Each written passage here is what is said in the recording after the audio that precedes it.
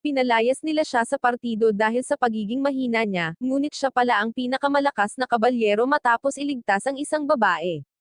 Nagsimula ang aming kwento kay Red, na isang mahusay na kabalyero sa partido ng bayani at nagligtas sa mundo mula sa Demon Lord. Siya ang kapatid ng bayaning nagngangalang Roti at ang kanyang pinagkakatiwalaang tagapayo, na nagngangalang Ares na naiinis kay Red. Kaya't sinabi niya kay Red na wala siyang silbi kung wala ang kanyang legendary grade sword, at hindi man lang makabasag ng ordinaryong harang. Si Ray ay isang ma-pride na tao at umalis sa partido ng bayani, gumamit ng peking pangalan, at pumunta sa Zultan, isang tahimik na nayon. Dito siya ay namumuhay ng maganda at mapayapang buhay bilang isang adventurer, at herb collector na nangangarap na makapagbukas ng sariling botika balang araw. Upang mailihim ang kanyang pagkakakilanlan, nagpanggap siyang mahina at nakatira sa isang maliit na inuupahang silid. Isang araw, habang nangongolekta si Red ng mga halamang gamot sa kagubatan, inatake siya ng isang kakaibang hayop ngunit iniwasan niya ang pag-atake at nagpas siyang huwag itong tapusin dahil ayaw niyang makakuha ng madaming atensyon. Bumalik siya sa nayon upang hanapin ang isang grupo ng mga adventurer na pinamumunuan ng isang mapagmataas na B-rank adventurer na nagngangalang Berto, na unang nang insulto kay Red at pagkatapos ay nakipagsapalaran ng tumanggi siyang magtrabaho sa ilalim niya. Mamaya, kinakalkala ni Red kung gaano siya katagal magtrabaho bago niya maitayo ang kanyang bahay kapag may marahas na kumatok sa pinto. Ito ay si Gun, ang elf na karpintero, na nagsabi kay Red na ang kanyang anak ay dumaranas ng isang malubha na lagnat, at ang doktor ay walang gamot upang pagalingin siya. Nakiusap si Gun kay Red na iligtas ang kanyang anak sa pamamagitan ng paghahanap ng halamang gamot, at tinanggap niya ang kanyang kahilingan hindi bilang isang adventurer kundi bilang isang kaibigan. Pinabilis ni Red ang kanyang bilis gamit ang iba't ibang kasanayan sa liksi at tumatakbo sa bayan upang makarating sa kagubatan.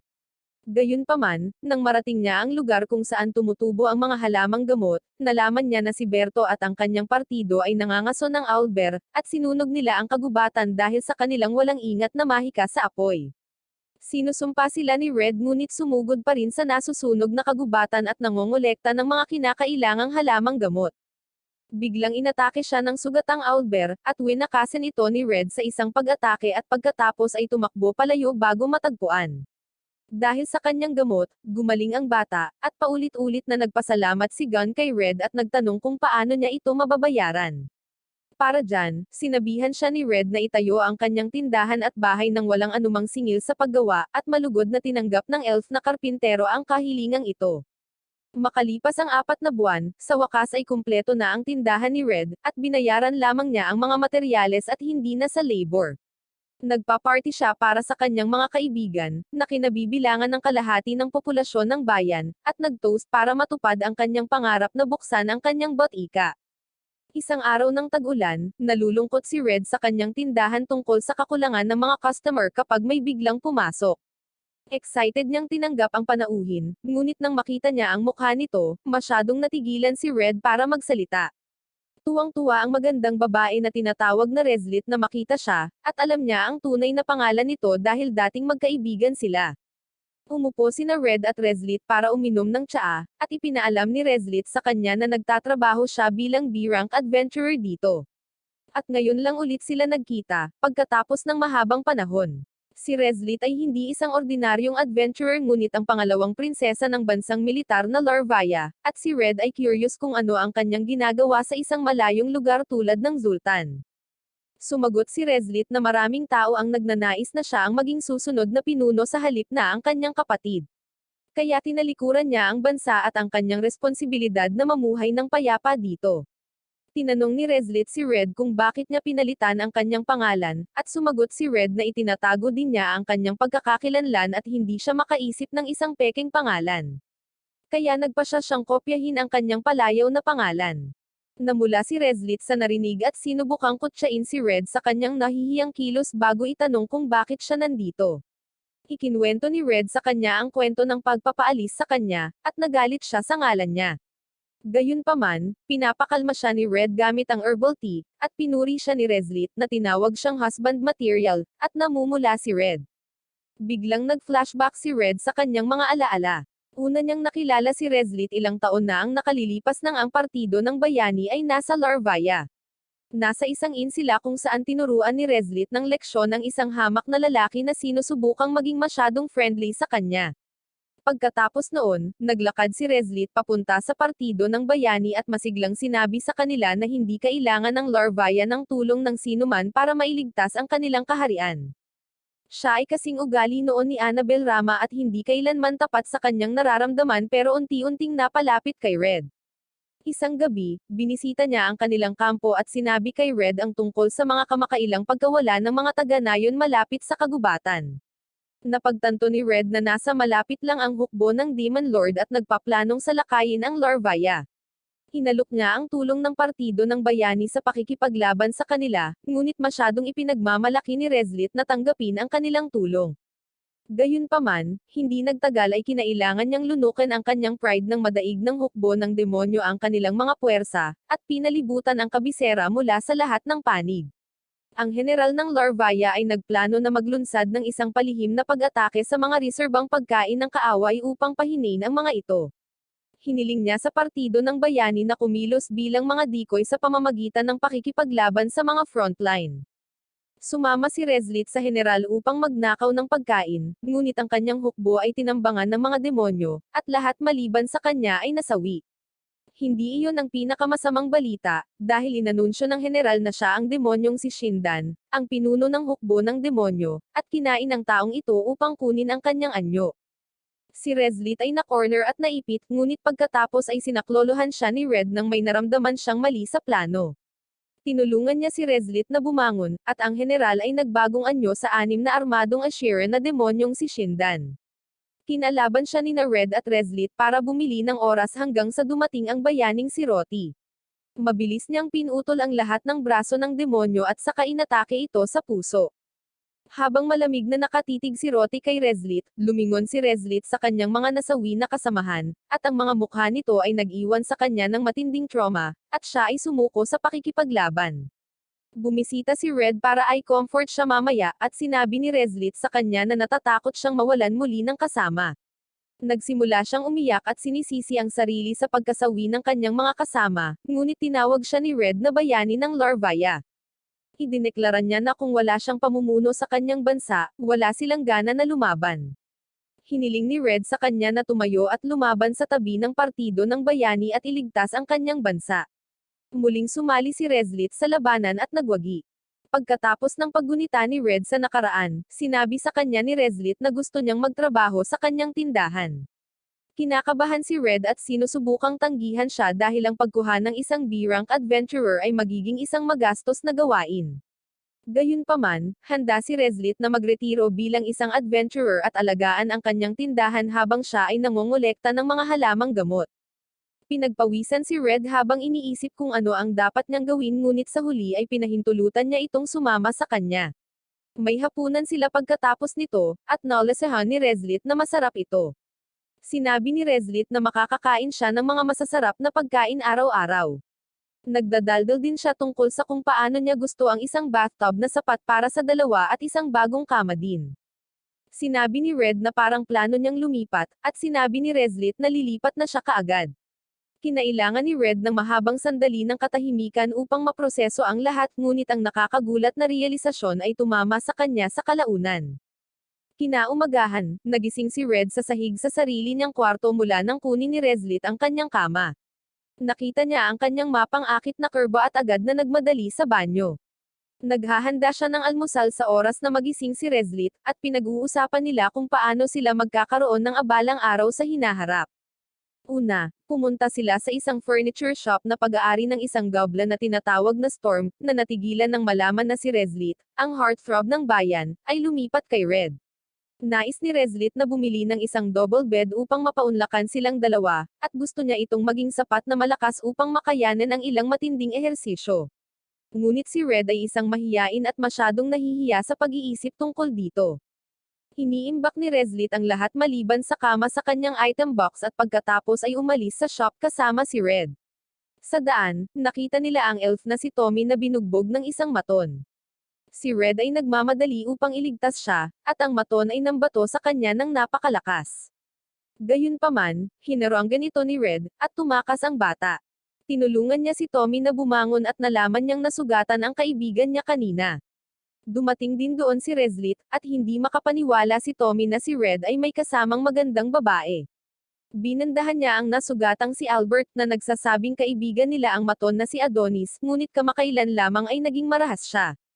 Napagtanto ni Red na ito ay dahil ang kanyang kapangyarihan ay nagising kamakailan, at karaniwan na ang mga kapangyarihan ay nagbabago sa pagkatao ng isang tao.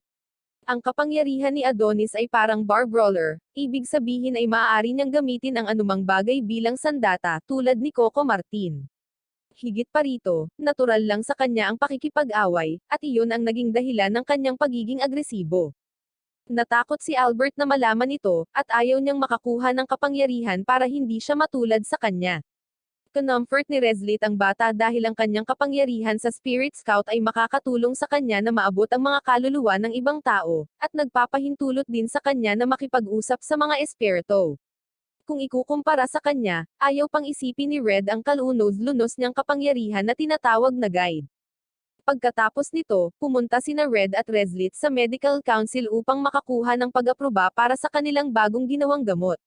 Ngunit ang lalaking responsable sa pag-aproba ng mga gamot ay nagalit at pinaalis ang mga ito, na sinasabing siya ay busy. Nakaisip ng paraan si Reslit at inayos ang isang pulong sa chairman ng council, na nagpaalam sa kanila na inaprubahan ng kalbong lalaki ang isang bagong gamot noong isang buwan. Ngunit ngayon ito ay ginagamit sa maling paraan bilang isang masamang gamot, kaya sila ay nahaharap sa maraming backlash.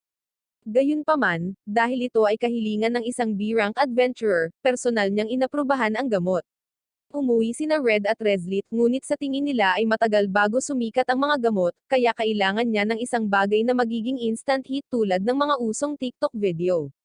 Nang maglaon, habang pinupuri ni Reslit ang luto ni Red at nagmumungkahi na maghain siya ng pagkain na may mga gamot.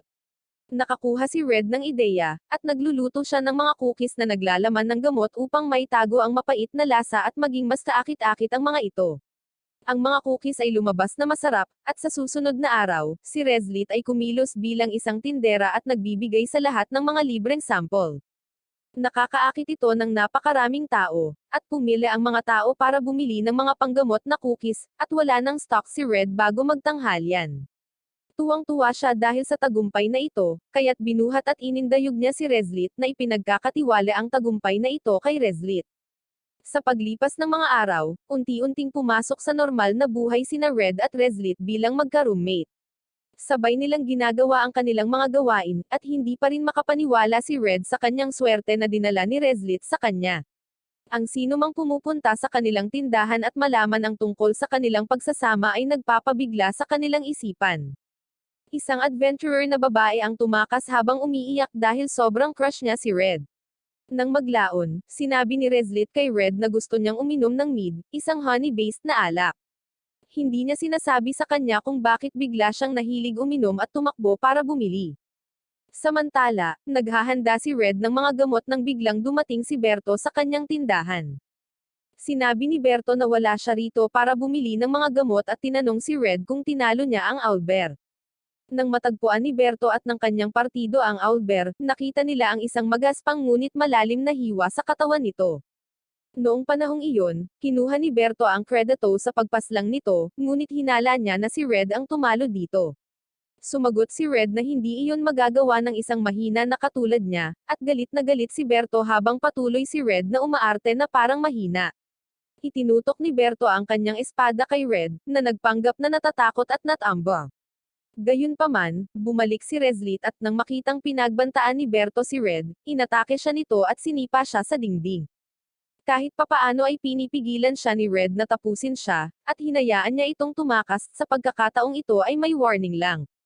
Galit pa rin si Reslit, at sinabihan siya ni Red na huminahon dahil hindi siya nasa anumang tunay na panganib at haharapin niya si Berto kung kinakailangan. Nasalo niya ang bote ng mead na itinapon niya nang sumugod siya para iligtas siya, at iniinom nila ito habang naghahapunan. Sila ay nag-toast sa kanilang bagong buhay at iniisip na mayroon silang lahat maliban sa isang bathtub. Gusto ni Reslit na maging sapat ang laki nito para sa kanilang dalawa.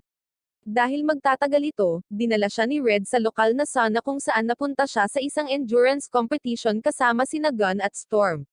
Nawalan ng malay si Gunn at kailangang buhatin, at sinabi ni Storm na mukhang wala ng laman ang Sona. Sumagot ang matandang may-ari na may bagong Sona na binuksan sa bayan kamakailan, at hindi niya kayang makipagkompetensya sa kapangyarihan ng kapitalismo. Nawalan na siya ng pag-asa na mabuhay sa negosyong ito, ngunit pinasaya siya ng kanyang mga tapat na customer. Mamaya, pinag-uusapan ni Reslit, Tommy, at ngayon ang asawa ni Gunn kung paano sila makakaakit ng mga customer sa Sona. Kapag dinala ni Red ang tsaa na nilagyan ng mga mabangong halamang gamot, nagbibigay iyon sa kanila ng ideya. Kinabukasan, nagdadala sila ng isang bag ng mga halamang gamot sa tindahan ng Sona at sinabi sa may-ari ang tungkol sa steam therapy gamit ang mga halamang gamot. Sinubukan nila ito, at ito ay mabango at nakakapresko. Nagpasalamat ang matanda kay Red dahil binigyan niya ng pag-asa ang kanyang nalulugi na negosyo. Pinapalakas ng steam therapy ang kanyang negosyo, at dumagsa ang mga customer sa kanyang tindahan.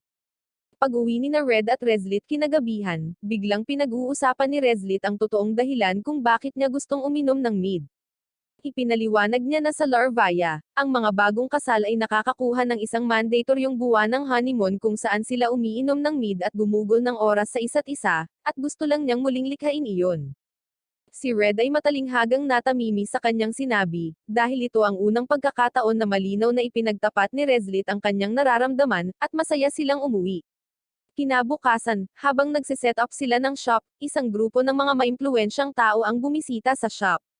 Lumabas si Red para salubungin sila, at ipinakilala nila ang kanilang mga sarili bilang mga opisyal mula sa Adventurers Guild na gustong makipag-usap kay Reslit. Sinabihan sila ni Red na maghintay hanggang sa magbukas ang tindahan, at kapag nasa loob na, gusto ni Reslit na maghintay ang mga tao sa labas hanggat maaari. Nang sa wakas ay lumabas na siya pagkaraan ng ilang oras, isang kinatawan ng Thieves Guild ang pumasok sa shop para kausapin si Red. Nag-aalok siya sa kanya ng Elven coin na ang halaga ay 1,000 gold coins, at hiniling sa kanya na putulin ang lahat ng kanyang relasyon kay Reslit bilang kapalit nito. Sumagot si Red na hindi mabibili si Reslit para sa kanya, at hindi niya ito iiwan para sa lahat ng pera sa mundo. Ang kanyang sagot ay nagpilit sa negosyador na bumalik sa labas.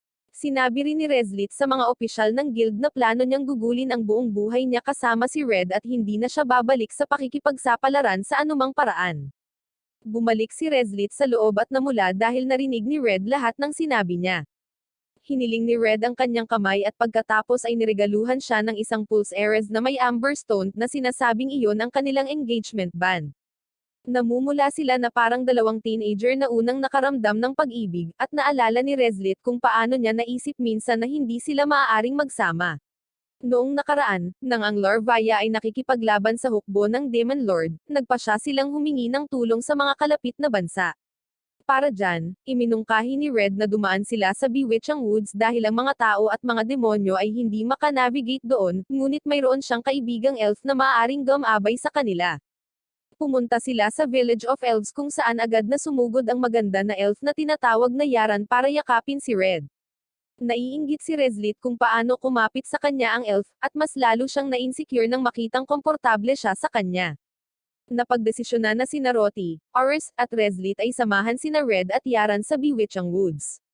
Doon, napansin ni Roti at ng babaeng elf ang pagseselos sa mukha ni Reslit, at hinailan niya ito sa isang tabi para sa isang girls talk. Sinabi niya kay Reslit na malinaw sa lahat ang pagmamahal niya kay Red, ngunit dapat niyang subukang ipahayag ito ng malinaw sa halip na magpa-hard to get. Sinabi ni Yara na wala siyang romantikong damdamin para kay Red, dahil ang mga tao ay panandalian lamang, at ang pag-ibig sa kanila ay nagdudulot lamang ng dalamhati at walang hanggang kalungkutan sa mga elf na tulad niya. Inangkin niya si Red bilang kanyang matalik na kaibigan at hiniling na panatilihing masaya siya ni Reslit sa pamamagitan ng pananatili sa tabi nito, at pagsuporta sa kanya tuwing nanghihina siya. Pagkatapos nito, ipinagpatuloy nila ang kanilang paglalakbay ngunit natagpuan ang mga demonyong scout na naghihintay sa kanila sa kabilang dulo.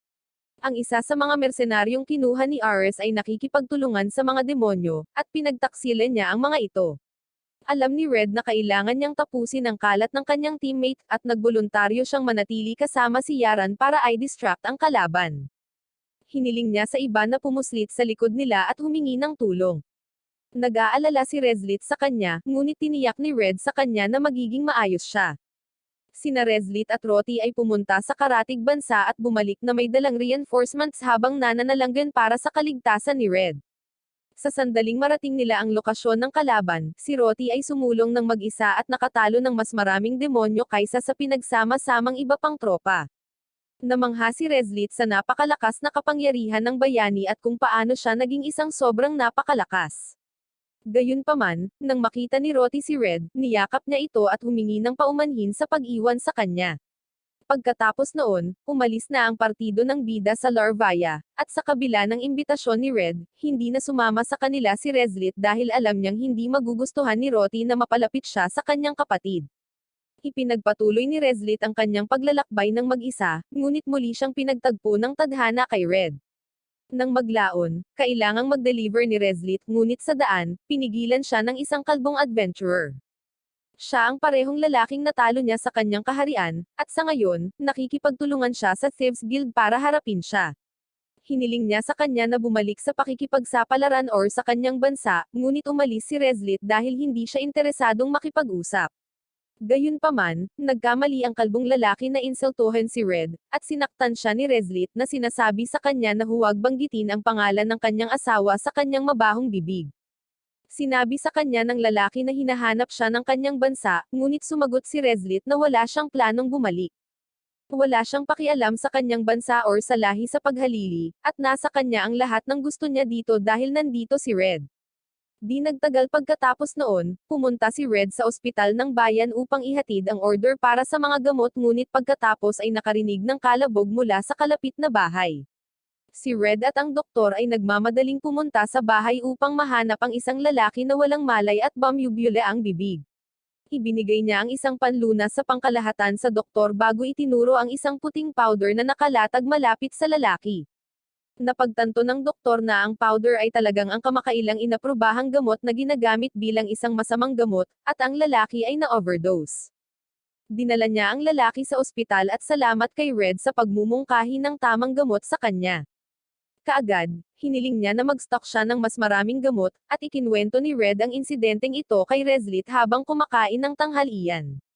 Nag-aalala siya tungkol sa pagpasok ng masamang gamot sa merkado, ngunit sinabi ni Red na hindi nila tungkulin ang imbestigahan ito, at dapat nilang tangkilikin ang kanilang pagsasama. Tulad ng sinabi ng isang matalinong tao, palaging dalhin ang babae sa paglangoy sa unang date, at dadalhin ni Red si Reslit sa ilog kung saan sila ay nagsasaya sa paligid.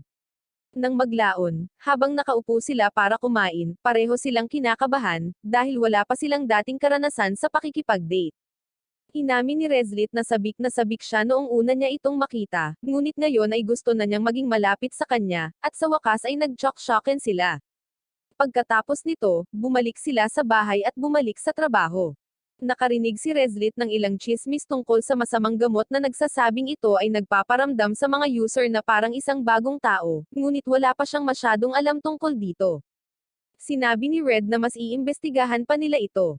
Sa sandaling iyon, isang nasugatan na lalaki ang pumasok sa kanilang tindahan, at binigyan siya kaagad ni Red ng paunang lunas bago sabihin kay Reslit na tumingin sa labas. Siya ay lumabas at nalaman na ang isang miyembro ng partido ni Berto ay nagwala at umaatake sa mga tao gamit ang isang palakol. Umatake ang lalaki kay Reslit na parang wala sa katinoan sa sandaling mapansin siya nito. Naiwasan niya ang pag-atake nito at naalala na ang lalaki ay may kapangyarihan ng magnanakaw, at hindi niya kayang indayog ang isang mabigat na sandata ng ganoon kadali. Gayunpaman, walang sapat na oras si Reslit para mag-alala tungkol dito dahil mas maraming mga lalaki na may hawak na palakol ang nakapaligid sa kanya. Inatake nila siya, at pinabagsak niya ang dalawa sa kanila, ngunit malapit na siyang matabyunan ng isa sa kanila nang may dumating na palaso at tumama sa ulo niya. Ang iba pang mga tao ay tinalo din sa isang katulad na paraan, at napansin ni Reslit na inatake silang lahat ni Berto sa ulo. Nagpasalamat si Reslit sa pagligtas sa kanya, at hiniling ni Berto sa kanya na gamutin ang mga nabubuhay pa at ipadala sa kanya ang bayarin mamaya. Galit na galit si Reslit sa kanyang mayabang na attitude at makokontrol lamang niya ang kanyang galit sa pamamagitan ng pagbitaw ng kanyang sandata bago siya maatake. Kinabukasan, nakahiga si Reslit sa kondongan ni Red habang nagbabasa siya ng pahayagan at nalaman niyang walang maaasahang impormasyon tungkol sa insidente kahapon. Naniniwala si Reslit na ang gamot ay nagpapalakas ng kapangyarihan ng mga tao sa kapinsalaan ng kanilang katalinuhan. Sa sandaling iyon, pumunta si Tommy at Albert sa kanila at inimbitahan sila ni Red sa kumain ng lunch. Sa tanghalian, sinabi ni Albert na ang kanyang kapangyarihan ay na-awaken kamakailan, at siya ay nakakaramdam ng pagkabalisa. Ngayon ay tumugon si Red na dapat nilang tawagan ang guild at iulat ang kanyang kapangyarihan. Gayunpaman, nang malaman na si Albert ay may kapangyarihan ng weapon mastery, napagpasyahan ni Red na siya ay nababalisa dahil hindi pa niya napagpasyahan ang sandata na balak niyang gamitin. Nais ni Albert na maaari niyang ipagpalit ang kanyang kapangyarihan sa isang bagay na ordinaryo tulad ng isang warrior, ngunit sinabi sa kanya ni Red na ang isang mandirigma ang pinakakaraniwan at pinaka-nakakainis na pagpapalang maaaring magkaroon ang sinuman. Kinabukasan, dumating ang isang miyembro ng partido ni Berto upang humingi ng tawad kay Red sa ngalan ng kanyang amo. Sinabi niya na siya ay nagtatrabaho ng husto kamakailan lamang, at walang sino mang may ordinaryong pagpapala ang nakasabay sa kanya. Kaya naman naiinip na siya at naging mainit ang ulo. Alam ni Red na ang kapangyarihan ni Berto ay ang champion na nagbibigay sa kanya ng lakas upang malampasan ang mga malalaking hadlang, at hinihimok siyang iwanan ang kanyang marka sa kasaysayan. Gayunpaman, hindi siya masyadong tugma sa kanyang kahangahangang pagpapala at nabigo siyang maging mas malakas, kaya siya ay pumunta sa Zultan. Ngunit ngayon ay sinusubukan niya ang lahat upang maging kampyon ng bayang ito. Di nagtagal, dumating ang isang bagyo, at pagkatapos ay lock ang lahat ng mga bintana, gumawa si Red ng gatas ng honey para kay Reslit, na sinasabi sa kanya na ito ang paborito ng kanyang kapatid noong bata pa siya. Naalala ni Red ang kanyang nakaraan nang umalis ang kanilang mga magulang upang kumuha ng gatas at hindi na bumalik, kaya kinailangan nilang mamuhay bilang mga ulila. Isang gabi, nagkaroon ng kakilakilabot na bagyo, at ang batang si Roti ay tahimik na nakaupo sa isang sulok. Sinabi niya sa kanyang kapatid na hindi siya natatakot sa bagyo dahil siya ang bayani. Hinawakan ni Red ang kamay niya, dahilan para makaramdam siya ng takot, at masaya si Roti na umasa sa kanya ang kanyang kapatid.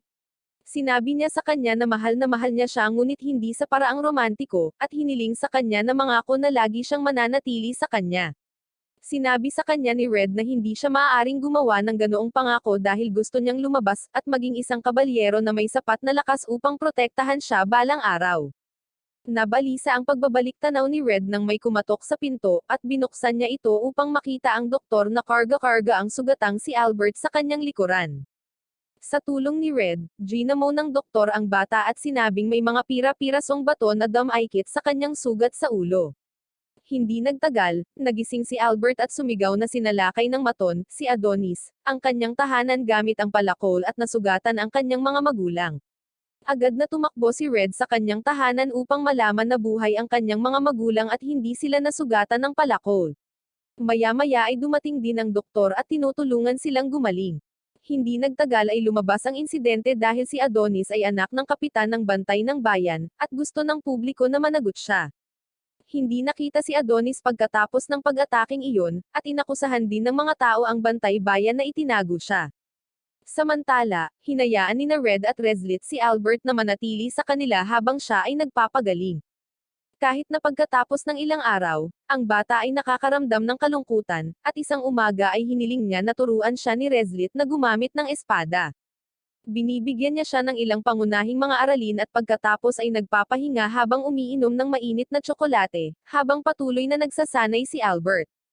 Nag-aalala si Reslit na baka hindi siya magaling na guro, at sumagot si Red na magiging kahanga-hanga siya, at nagsimula silang maglabing-labing. Ngunit sinabi ni Reslit na mamayang gabi na lang. Pagkatapos, tumatakbo ngayon si Gun sa kanila at ipinaalam sa kanila na kinuha ng bantay bayan si Tommy habang naglalaro siya, at hindi man lang sila nagpaliwanag. Ang kapatid ni Tommy ay pumunta upang makipag-usap sa mga gwardya, ngunit hindi rin nila siya pinapasok. Pumunta sina Red, Reslit at Albert sa pinuno ng guild at humiling na hilingin niya sa bantay bayan na hayaan silang kunin si Tommy. Ginagawa lang niya ito dahil gusto niyang makabayad ng utang kay Reslit at isinulat ang mga ito ng rekomendasyon.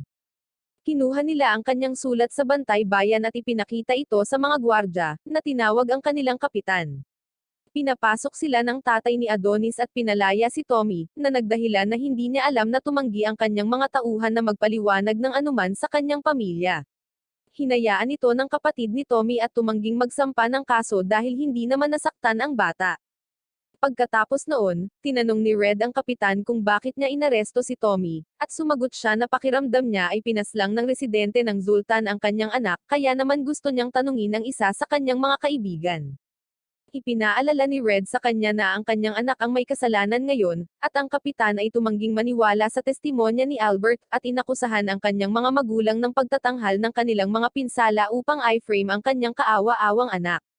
Naninindigan siya na ang kanyang anak ay hindi sasalakayin ang sinuman ng labis, at si Tommy ay sumasang-ayon din sa kapitan tungkol sa pagiging inosente ni Adonis dahil kamakailan lamang ay humingi ito ng tawad sa kanya dahil sa pananakit sa kanya kanina. Sinabi pa ni Adonis na gusto niyang maging bantay bayan at protektahan ang mga tao, at nangako siyang hindi sasaktan ang sinuman ng walang dahilan. Ang lahat ay nalilito pagkatapos marinig ito, at kahit si Red ay hindi kayang pagsamasamahin ang impormasyon. Pagkatapos nito, hiniling ng kapitan sina Red at Reslit na manatili sa likod para sa isang pribadong pag-uusap at hiniling sa kanila na tulungan ang bayan sa mga problemang kinakaharap nila. Una, hiniling niya kay Reslit na makipagtulungan at gawin ang investigasyon, kahit na nagretiro na siya sa pakikipagsapalaran, at binibigyan niya siya ng positibong sagot. Tinanong ni Red ang kapitan kung ang kanyang anak na lalaki ay gumagamit ng masamang gamot sa palengke kung nagkataon, at siya ay nagalit nang sabihin niyang walang sino man sa kanyang pamilya ang gumagamit ng masamang gamot. Gayunpaman, nang isipin ni Red ang mga pagkakatulad sa pagitan ng kasong ito at kung saan nagngangalit ang mga adventurer, inamin ng kapitan na ang bagong gamot ay tila nagbibigay sa mga tao ng pangalawang kapangyarihan. Hindi nagtagal, bumalik din si Red sa tindahan, ngunit lumabas si Reslit upang imbestigahan ang masamang gamot. Gustong magsanay ni Albert, kaya inalok siya ni Red na tulungan siyang magsanay. Gamit lang ang Wallace, tinalo niya ang bata at ipinaliwanag niya kung gaano mapanganib ang pagsugod ng walang ingat sa kaaway. Mabilis matuto si Albert, at patuloy siyang nagsasanay hanggang sa paglubog ng araw. Tinanong niya si Red kung paano siya naging magaling na makipaglaban kung D-rank lang siya, at sumagot si Red na ayaw niyang tumaas sa ranggo dahil kontento na siya sa kasalukuyang buhay niya. Nagulat si Albert sa kanyang sagot at pagkatapos ay sinabi sa kanya na ilang oras ang nakalipas, isang kakaibang lalaking may isang mata ang dumating sa tindahan at niregaluhan siya ng espada. Ang lalaki ay tila nagtatrabaho para sa Thieves Guild at binigyan si Albert ng isang makintab na pulang sandata, na sinasabing makakatulong ito sa kanya na maging isang sikat na master ng armas sa lalong madaling panahon. Sa oras na iyon, nagsanay kaagad si Albert, ngunit ngayon ay ipinahayag niya ang kanyang mga pagdududa kung iyon ba ang iniisip niya or ang kanyang kapangyarihan. Sinabi sa kanya ni Red na dapat siyang maglaan ng oras upang malaman iyon dahil sa pamamagitan lamang ng paghawak ng kanyang sandata maaari niyang mapagtanto ang kanyang tunay na intensyon. Samantala, nahuli ni Reslit ang isang lalaki na may ipinagbabawal na gamot at hinabol siya. Kinuha niya ang pouch mula sa kanya habang tinatapakan niya ang dibdib nito, ngunit nagbibigay ito sa lalaki ng napakagandang view. Napaatras si Reslit dahil nahihiya siya, pero biglang sumabog ang lalaki sa tuwa nang makita ang pinakamagandang eksena sa buhay niya. Nagulat si Reslit sa ginawa ng lalaki, ngunit mas marami pa sa kanyang mga kasama ang nakapaligid sa kanya. Sinubukan niyang ilabas ang kanyang mga espada ngunit nalaman niyang nakajam ang mga ito.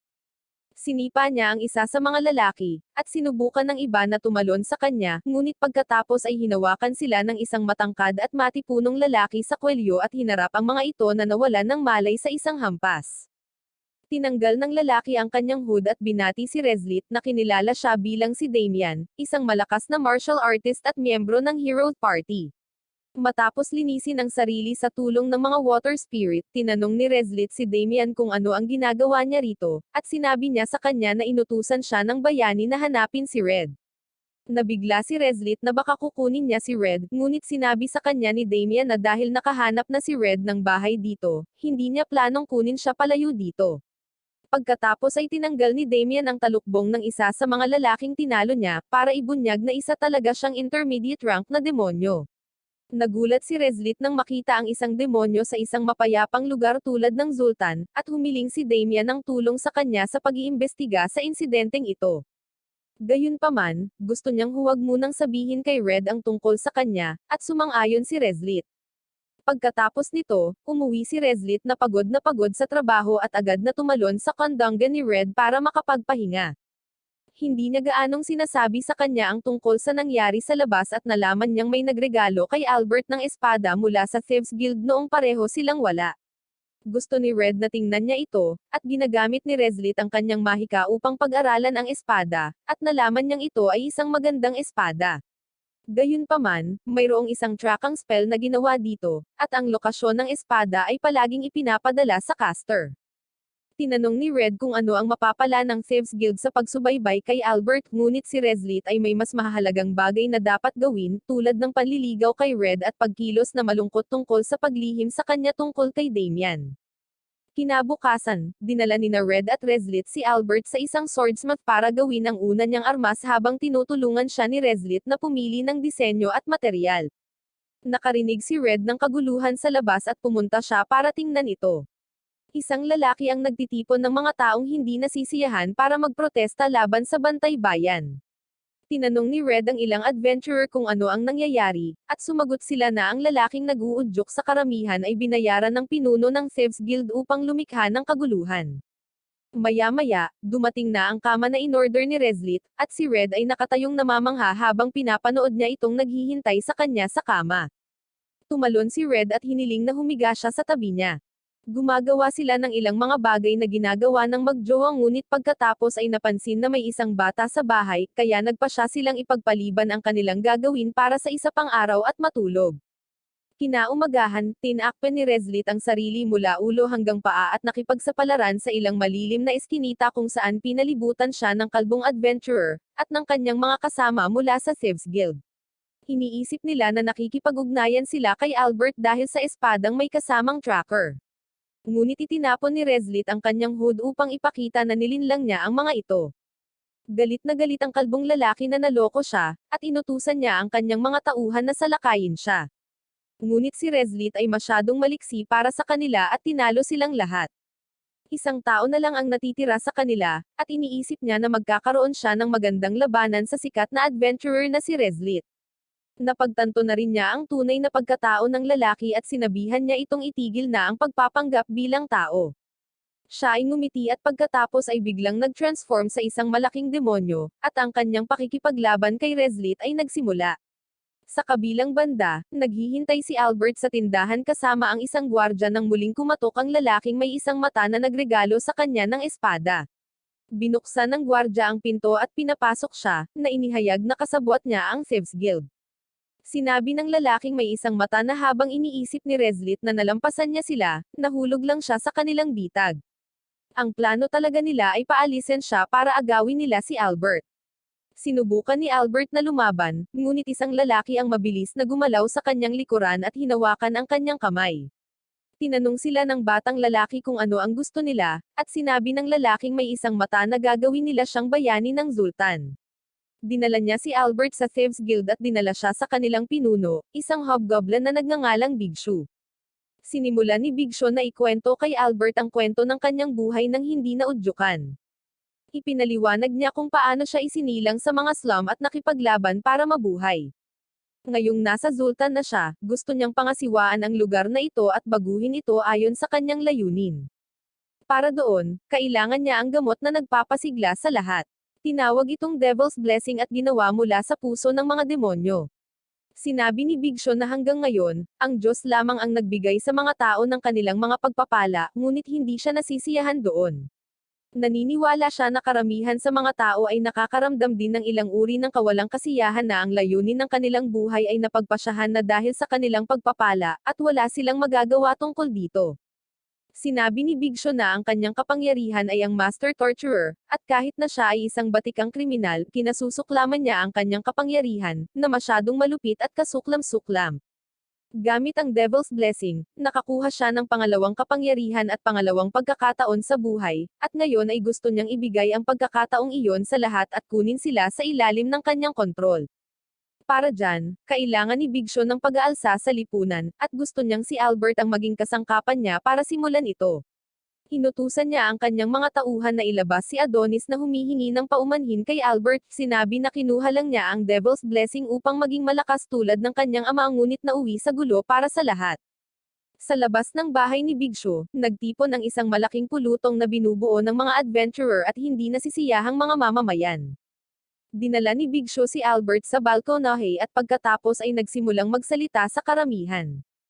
Pinagalitan niya sila, na sinasabi na ang bantay ng bayan ay puno ng mga taong walang kakayahan na hindi mahanap ang salarin na responsable sa pag-atake sa inosenteng pamilya ni Albert. Inakusahan niya ang mga ito ng pagtatago kay Adonis dahil siya ay anak ng kanilang kapitan. Nagsimulang magkagulo ang karamihan, at pagkatapos ay tinawag ni Big Show ang dalawang bantay ng bayan na nagtatrabaho para sa kanya. Nagsisinungaling sila at sinabing nakisali sila sa pagtatago kay Adonis dahil inutusan sila ng kapitan, ngunit hindi na nila ito magagawa pa. Ipinahayag ni Big Show na sisimulan niya ang isang revolusyon upang pabagsakin ang bantay bayan at iligtas ang Sultan mula sa kanilang paniniil. Para doon, hiniling niya kay Albert na kunin ang kanyang espada at tapusin si Adonis para simulan ang revolusyon. Ayaw gawin iyon ni Albert, at sinubukan ni Big Show na kumbensihin siya na si Adonis ang nagtangkang pumaslang sa kanyang mga magulang. Sinabi niya na kahit binigyan siya ng masamang gamot at palakol, siya ang nagpasya na atakihin ang kanyang mga magulang. Hindi pa rin comfortable si Albert sa ideya, ngunit ginamit ni Big Show ang kanyang mga kasanayan sa pag-brainwash para pilitin siyang tapusin ang bata. Kinuha niya ang espada at lumapit kay Adonis, ngunit sa sandaling makita niya ang kanyang refleksyon sa talim, ang kanyang pagka-brainwash ay nawala, at siya ay natauhan. Umatake si Albert ngunit pinutol niya lamang ang lubad na nakatali kay Adonis at sinabing ayaw niyang makasakit ng sinuman.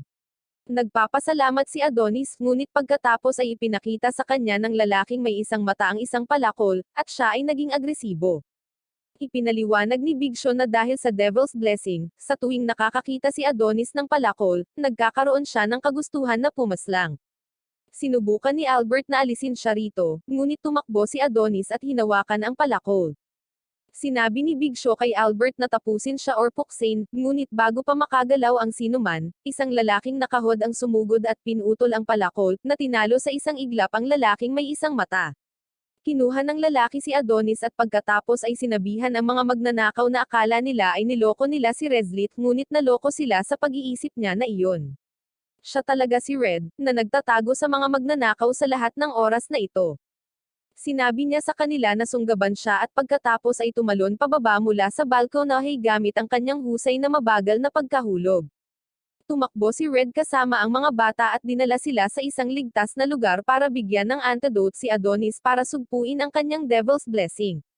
Di nagtagal, dumating doon ang isang adventurer na tinatawag na Buwi, na nagtatrabaho kasama si Red, at dinala ang mga bata habang si Red ay nananatili sa likod upang harapin ang mga adventurer na sumusunod sa kanila. Lumabas siya upang harapin si Big Show, ang kanyang mga tauhan, at si Berto, na pumanig sa kanila. Sinalakay ni Berto si Red gamit ang kanyang martial arts techniques at the Monarch Sword, ngunit pinipigilan niya ang kanyang mga pag-atake gamit ang kanyang murang bronze sword. Napagtanto ni Berto na talagang malakas si Red, at sa lahat ng oras na ito ay mahina lang siyang kumilos. Hindi siya masyadong pinapansin ni Red at may napansin siyang kakaiba kay Big Show. Hindi niya sinusubukang itago ang anuman at tumugon na siya ay isang kontratang demonyo na humiram sa katawan ng Hobgoblin. Sinabi niya na gusto ni Big Show na maging hari ng Sultan, at bilang kapalit nito, hinayaan niya itong ganap na kontrolin ang kanyang katawan. Si Red ay nakipagsagutan sa demonyo, na sinasabi na dahil ang Sultan ay isang liblib na lugar, malamang na nahirapan siya sa pag-akyat sa tuktok ng Thieves Guild, at medyo sumang-ayon si Big Show. Upang baguhin ang mga bagay, kinuha niya ang tulong ni Berto, na isang tagalabas na may malaking ambisyon, at nakipagkasundo rin sa kanya. Idineklara ni Berto na ang Sultan ay napakasamang lugar para sa isang katulad niya, kaya naman nakipag-deal siya sa contract demon para maging mas makapangyarihan at para magkaroon siya ng papel sa pagkatalo sa Demon Lord balang araw. Sinabi niya na hindi siya gagawa ng anumang masama kahit na pagkatapos makipag-deal sa mga demonyo, ngunit ipinaalala sa kanya ni Red na dahil nanindigan siya sa Thieves Guild, marami na ang nawalan ng buhay. Iniisip ni Berto ang mga ito bilang isang kinakailangang sakripisyo at sinabi na sa kanyang kontrata, plano niyang magtayo ng hukbo sa Sultan at pagkatapos ay pangunahan sila upang labanan ang Demon Lord sa ilalim ng bayani. Siya ay lubos na nawala sa kanyang maling akala at hiniling kay Red na sumama sa kanya upang sila ay sumali sa partido ng bayani. Sinabihan niya si Red na magpasya kung gusto niyang sumama sa kanya at maging bayani, or talunin siya at maging tagapagligtas ng Sultan. Gayunpaman, sinabi sa kanya ni Red na hindi siya pipili ng alinman sa mga opsyon, at biglang pinalibutan sila ng mga tanod ng bayan. Dumating doon ang pinuno ng guild at sinabi kay Berto na siya ay inaaresto at may karapatang manahimik. Nadismaya si Berto at tinanong si Red kung bakit hindi niya kayang harapin siya mismo at umangat sa kaluwalhatian. Ngunit tumugon si Red na kontento na siya sa pagpapatakbo ng kanyang bot-ika kasama si Rezlit. Hindi ito nakayanan ni Berto at hiniling sa kanya na tapusin man lang siya upang siya ay maalala bilang isang bagay na higit pa sa isang masama na kriminal. Sumusugod siya kay Red, na walang kahirap-hirap na umiwas sa kanyang pag-atake. Umatake si Red ng napakabilis at may katumpakan, at bago ito namalaya ni Berto, nawala na ang kanyang braso. Napaluhod si Berto habang umiiyak dahil nabigo ang kanyang mga plano, at sinabi sa kanya ni Red na ang pagiging bayani ay hindi lamang tungkol sa pisikal na lakas. Alam niyang palaging sinubukan ni Berto ang lahat para maging bayani ng Zultan sa kabila ng kanyang mga kapintasan, ngunit sa huli ay mali ang pinili niya.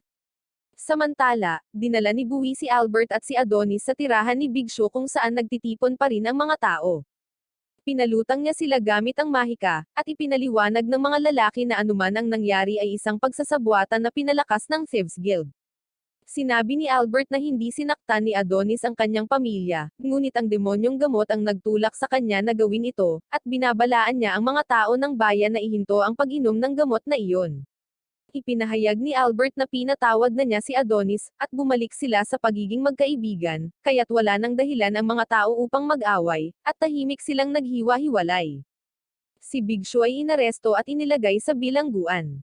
Kapag binisita siya ni Buwi, kinukutya niya siya sa nangyari, at napagtanto ng demonyo na ang lalaki ay ang Demon General Shindan. Sinakal siya ni Shindan, sinabi sa kanya na swerte at hindi sila nagkita sa harap ni Red dahil magiging gulo iyon. Tinanong niya si Big Show kung bakit naisipan niyang ibenta ang Devil's Blessing at magsinungaling na ito ay gawa sa puso ng isang demonyo. Alam ni Shindan ang katotohanan sa likod ng masamang gamot, at sinabi niya sa kanyang dating kaibigan na kung malalaman ng mga tao ang katotohanan na ang gamot ay makakatulong sa kanila na gisingin ang kanilang tunay na potensyal, ang mga bagay ay magiging masama para sa mga demonyo ng napakabilis. Ipinahayag ng demonyo na tatapusin na niya ang kanyang kontrata kay Big Show at biglang ibinunyag ang kanyang tunay na anyo bilang isang kambing. Binasag niya ang pader ng bilangguan at narating ang selda ni Berto, nangako na bibigyan siya ng kapangyarihang makatakas at sumali sa partido ng bayani. Nakatulala lang si Berto, at sinabing wala na siyang pakialam doon, pero ipinaalala sa kanya ng kambing na demonyo na pumirma na siya ng kontrata sa kanya para talunin ang Demon King, at kailangan niyang kumilos para doon. Sinabihan siya ni Berto na gawin ang anumang gusto niya, at ang demonyong kambing ay gumawa ng bagong kontrata. Sa isang lugar na malayo sa Zultan, ang bayaning si Roti at ang kanyang partido ay dumaranas ng mahirap na panahon mula nang makick out si Red. Sa una, ang grupo ay gumawa ng mahusay na pag-unlad, at ang salamangkero na si Ares ay nag-recruit ng isang bagong miyembro upang palitan si Red. Nagpakilala ang babae bilang si Teresa, isang assassin, at nakilala niya si Damian, ang martial artist, at si Dora, ang crusader. Pagkatapos noon ay pinuntahan siya ni Roti, at sa kabila ng kanyang nakakatakot na aura, nagawa ni Teresa na mag-poker face kahit kinakabahan siyang tumayo sa harapan ng bida. Pagkatapos ay sinabi ni Roti sa kanyang koponan na bukas ay aalis sila upang kunin ang isang sandata na ginamit ng dating Demon King. Gayunpaman, iyon ay mas madaling sabihin kaysa gawin, at pagkatapos na walang mahanap na bakas sa mahabang panahon, ang martial artist na si Damian ay nagsimulang mabaygo. Hayagan niyang sinabi kay Ares na siya ay sumisipsip sa pamamahala ng grupo, at hindi naman ganito kalala ang mga bagay kapag kasama nila si Red. Gusto ni Damian na umalis sa partido para hanapin si Red, at hindi niya pinakinggan si Ares habang sinusubukan niyang pigilan siya. Gayunpaman, nang lumabas si Roti, nagsimulang pawisan si Damian tungkol sa pag-alis sa party, ngunit pinahintulutan niya itong hanapin ang kanyang kapatid. Laking gulat ni Ares dahil akala niya ay hindi magbibigay ng ganoong utos ang walang emosyong bayani. Bago umalis, nakipag-usap si Damian kay Dora, at pareho silang naniniwala na si Ares ay may sama ng loob kay Red sa matagal na panahon. Nagtataka sila kung kaya ba siyang tapusin ni Ares, ngunit sigurado sila na kahit na si Red ay may mga karaniwang kasanayan, sapat na ang kanyang lakas upang makaligtas sa pakikipaglaban sa sino man sa kanila. Dahil doon, umalis si Damian sa kanyang paglalakbay upang hanapin siya at ibalik siya sa kanilang koponan. Si Roti ay patuloy na naghihintay na ibalik ni Damian ang kanyang kapatid sa tuwing sila ay magpapahinga. Samantala, mas lalong naguguluhan si Ares dahil walang nangyayari, at wala pa rin silang pahiwatig tungkol sa naunang Demon Lord's ultimate weapon. Ang bagong babae na si Teresa ay walang makausap, kaya nilapitan siya ni Dora at ipinaliwanag na hindi palaging ganito kagulo ang kanilang partido. Sinabi niya sa kanya ang tungkol sa kapatid ng bayani, si Red, na ganap na nag-asikaso sa lahat ng mga isyo sa hindi pakikipaglaban, at kahit sa labanan, hindi siya naging pabigat sa sinuman. Naniniwala si Dora na lubhang kailangan ng bayani at ng kanilang partido si Red. Sa gabi, nasa isang sulok ng kanyang tent si Roti. Hindi na niya kailangang matulog dahil sa kanyang makapangyarihang pagpapala, ngunit ang mga gabi ay nagiging boring at naghahangad na hindi siya kasama ng kanyang kapatid. Nang mawala si Red, ipinaalam sa kanya ni Ares na umalis na siya para mag-scout sa Demon Lord. Gumawa siya ng lahat ng uri ng mga dahilan upang maniwala siya sa kasinungalingang ito, at pagkatapos ay sinabi niya na susubukan niyang gabayan siya bilang kapalit ng kanyang kapatid. Ngayon, napagtanto ni Roti na nagsisinungaling si Ares at may ginawa siya kay Red, kaya't sinuntok siya nito sa galit. Gayunpaman, alam niya na mahalaga si Ares para sa kanyang misyon, kaya pinanumbalik niya ito ng buo bago siya masawi. Ngunit nagsimula ng matakot si Ares kay Roti mula noong araw na iyon. Pakiramdam ni Roti ngayon ay parang may butas ang kanyang puso na wala ang kanyang kapatid at nagnanais na makabalik ito kaagad. Hindi nagtagal, nahanap nila ang lokasyon ng mga ruins ng dating Demon King na nakatago sa isang disyerto. Tiwala si Ares na nakatago doon ang ultimate weapon ng Demon Lord. Sinabi niya na ang kanyang Blessing Sage ay ang pangalawang pinakamalaking pagpapala pagkatapos ng bayani na si Roti, at sama-sama silang magtatagumpay. Nilagyan ni Teresa ang kanilang mga bote ng tubig bago pumasok sa mga ruins, at nilapitan siya ni Roti. Kinakabahang tinanong siya ng babaeng asasin kung kailan siya natutulog dahil palagi niya itong nakikitang gising, at sinagot ni Roti na hindi siya natutulog dahil sa kanyang kapangyarihan. Siya ay may panlaban sa lahat ng uri ng mga bagay tulad ng pagtulog, pagkapagod, mga karamdaman, gutom, at maging ang mga emosyon. Sinabi ni Roti na ang kanyang pagpapala ay gumagabay sa kanya upang maging isang robotic hero na walang emosyon or nangangailangan ng pagpapanatili. Tanging ang mga bagay na maaaring humantong sa kanya sa tagumpay sa kanyang misyon ang nananatili sa kanya, at lahat ng iba pa ay inalis na. Kaya naman hindi niya masusundan ang kapatid kahit namimiss niya ito. Hindi nagtagal, pumasok si Roti at ang kanyang partido sa mga ruins at humarap sa isang higanti na demonyo. Doon, inutusan ni Roti si Teresa na maghanap ng mga pahiwatig para sa mga armas habang nilalabanan nila ang demonyo. Naalala niya ang itinuro sa kanya ng kanyang kapatid tungkol sa kanila. Ang lahat ng mga demonyo ay nagbabahagi ng parehong pagpapala na nagpipilit sa kanila na pumaslang at manirap, halos parang gusto ng Diyos na sila ay maglingkod sa mga tungkulin ng mga kontrabida sa mundong ito. Nagmamadali si Roti patungo sa demonyo at inatake ito, at sinundan ni Dora ang kanyang pangunguna. Hindi napansin ni Ares na sasalakayin na siya ng demonyo, at nang maalerto siya ni Dora, kinabahan siya ng husto. Pinoprotektahan siya ni Roti, at pagkatapos ay sa tulong ni Dora, natalo niya ang demonyo. Sinabi niya kay Ares na hindi niya kailangang pagtakpan ang kanyang kapatid ng labis at tinawag itong walang silbi. Mapait at delusional pa rin si Ares, at sa tingin niya ay may kasalanan sina Red, Damian, at Yaran dahil hindi niya nakita ang pag-atake na darating sa kanya. Hindi nagtagal, bumalik si Teresa sa grupo, at tinanong siya ni Ares kung natagpuan niya ang sandata ng Demon Lord, at sumagot siya na may nakita siyang mas mahusay. Dinala niya sila sa isang underground na lugar at ipinakita sa kanila ang pribadong airship ng Demon Lord. Kinuha ito ng grupo at lumipad palayo, na si Teresa ang nagsisilbing piloto. Tinanong niya si Roti kung saan niya gustong pumunta, at sumagot siya na gusto niyang pumunta sa isang lugar ngunit hindi dapat dahil labag ito sa kanyang tungkulin bilang bayani. Gayunpaman, isang araw, nakarating sina Berto sa kampo ng bayani sa gabi, at nalaman niya ang kanilang mga kalagayan, na nagpipilit sa kanya na kumilos. Kinaumagahan, natigilan si Ares nang makita niyang umalis ang sasakyang panghimpapawid na hindi sila kasama ni Dora, ngunit medyo kalmado pa rin si Dora.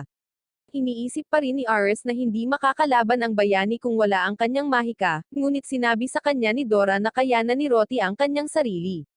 Pagkatapos ay pumunta si Dora upang tingnan ang tolda ng bayani, at bukod sa isang gamit, nakita niya ang badge ng bayani at nagtataka kung bakit iiwan iyon ni Roti.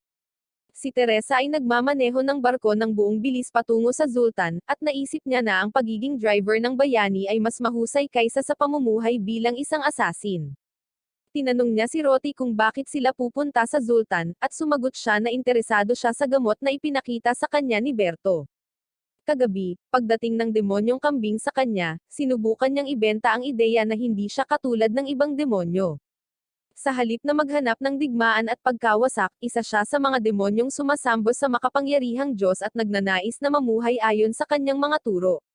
Naisip ni Roti na siya ay talagang kakaiba at pagkatapos ay tinanong siya tungkol sa gamot na kilala bilang Devil's Blessing Oil. Ipinaliwanag niya na ang gamot ay ginawa mula sa isang demon's heart, at sa paggamit nito, ang isa ay maaaring makakuha ng ikalawang kapangyarihan. Sa pamamagitan ng pag-inom ng gamot, ang antas ng orihinal na pagpapala ng isang tao ay ibinaba, at iyon ay naging madali upang mag-level up sa pamamagitan ng pagpaslang sa mas mahihinang halimaw at demonyo. Ang mga epekto ay pansamantala rin, at kapag ang gamot ay nawala, ang orihinal na kapangyarihan ay babalik sa isang antas na mas mataas kaysa sa orihinal na antas.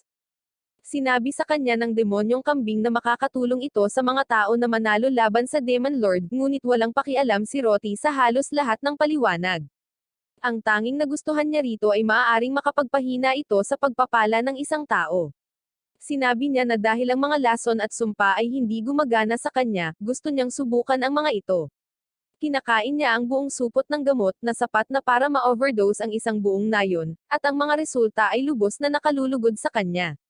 Ngayon, gusto ni Roti ng tuloy-tuloy na supply ng gamot na ito at tumungo sa Zultan upang makilala ang utak sa likod nito, marahil ay isang taong nagngangalang Hisenberg. Sinabihan niya si Teresa na tratuhin siya na parang kapwa manlalakbay doon at itago ang katotohanan na siya ang bayani.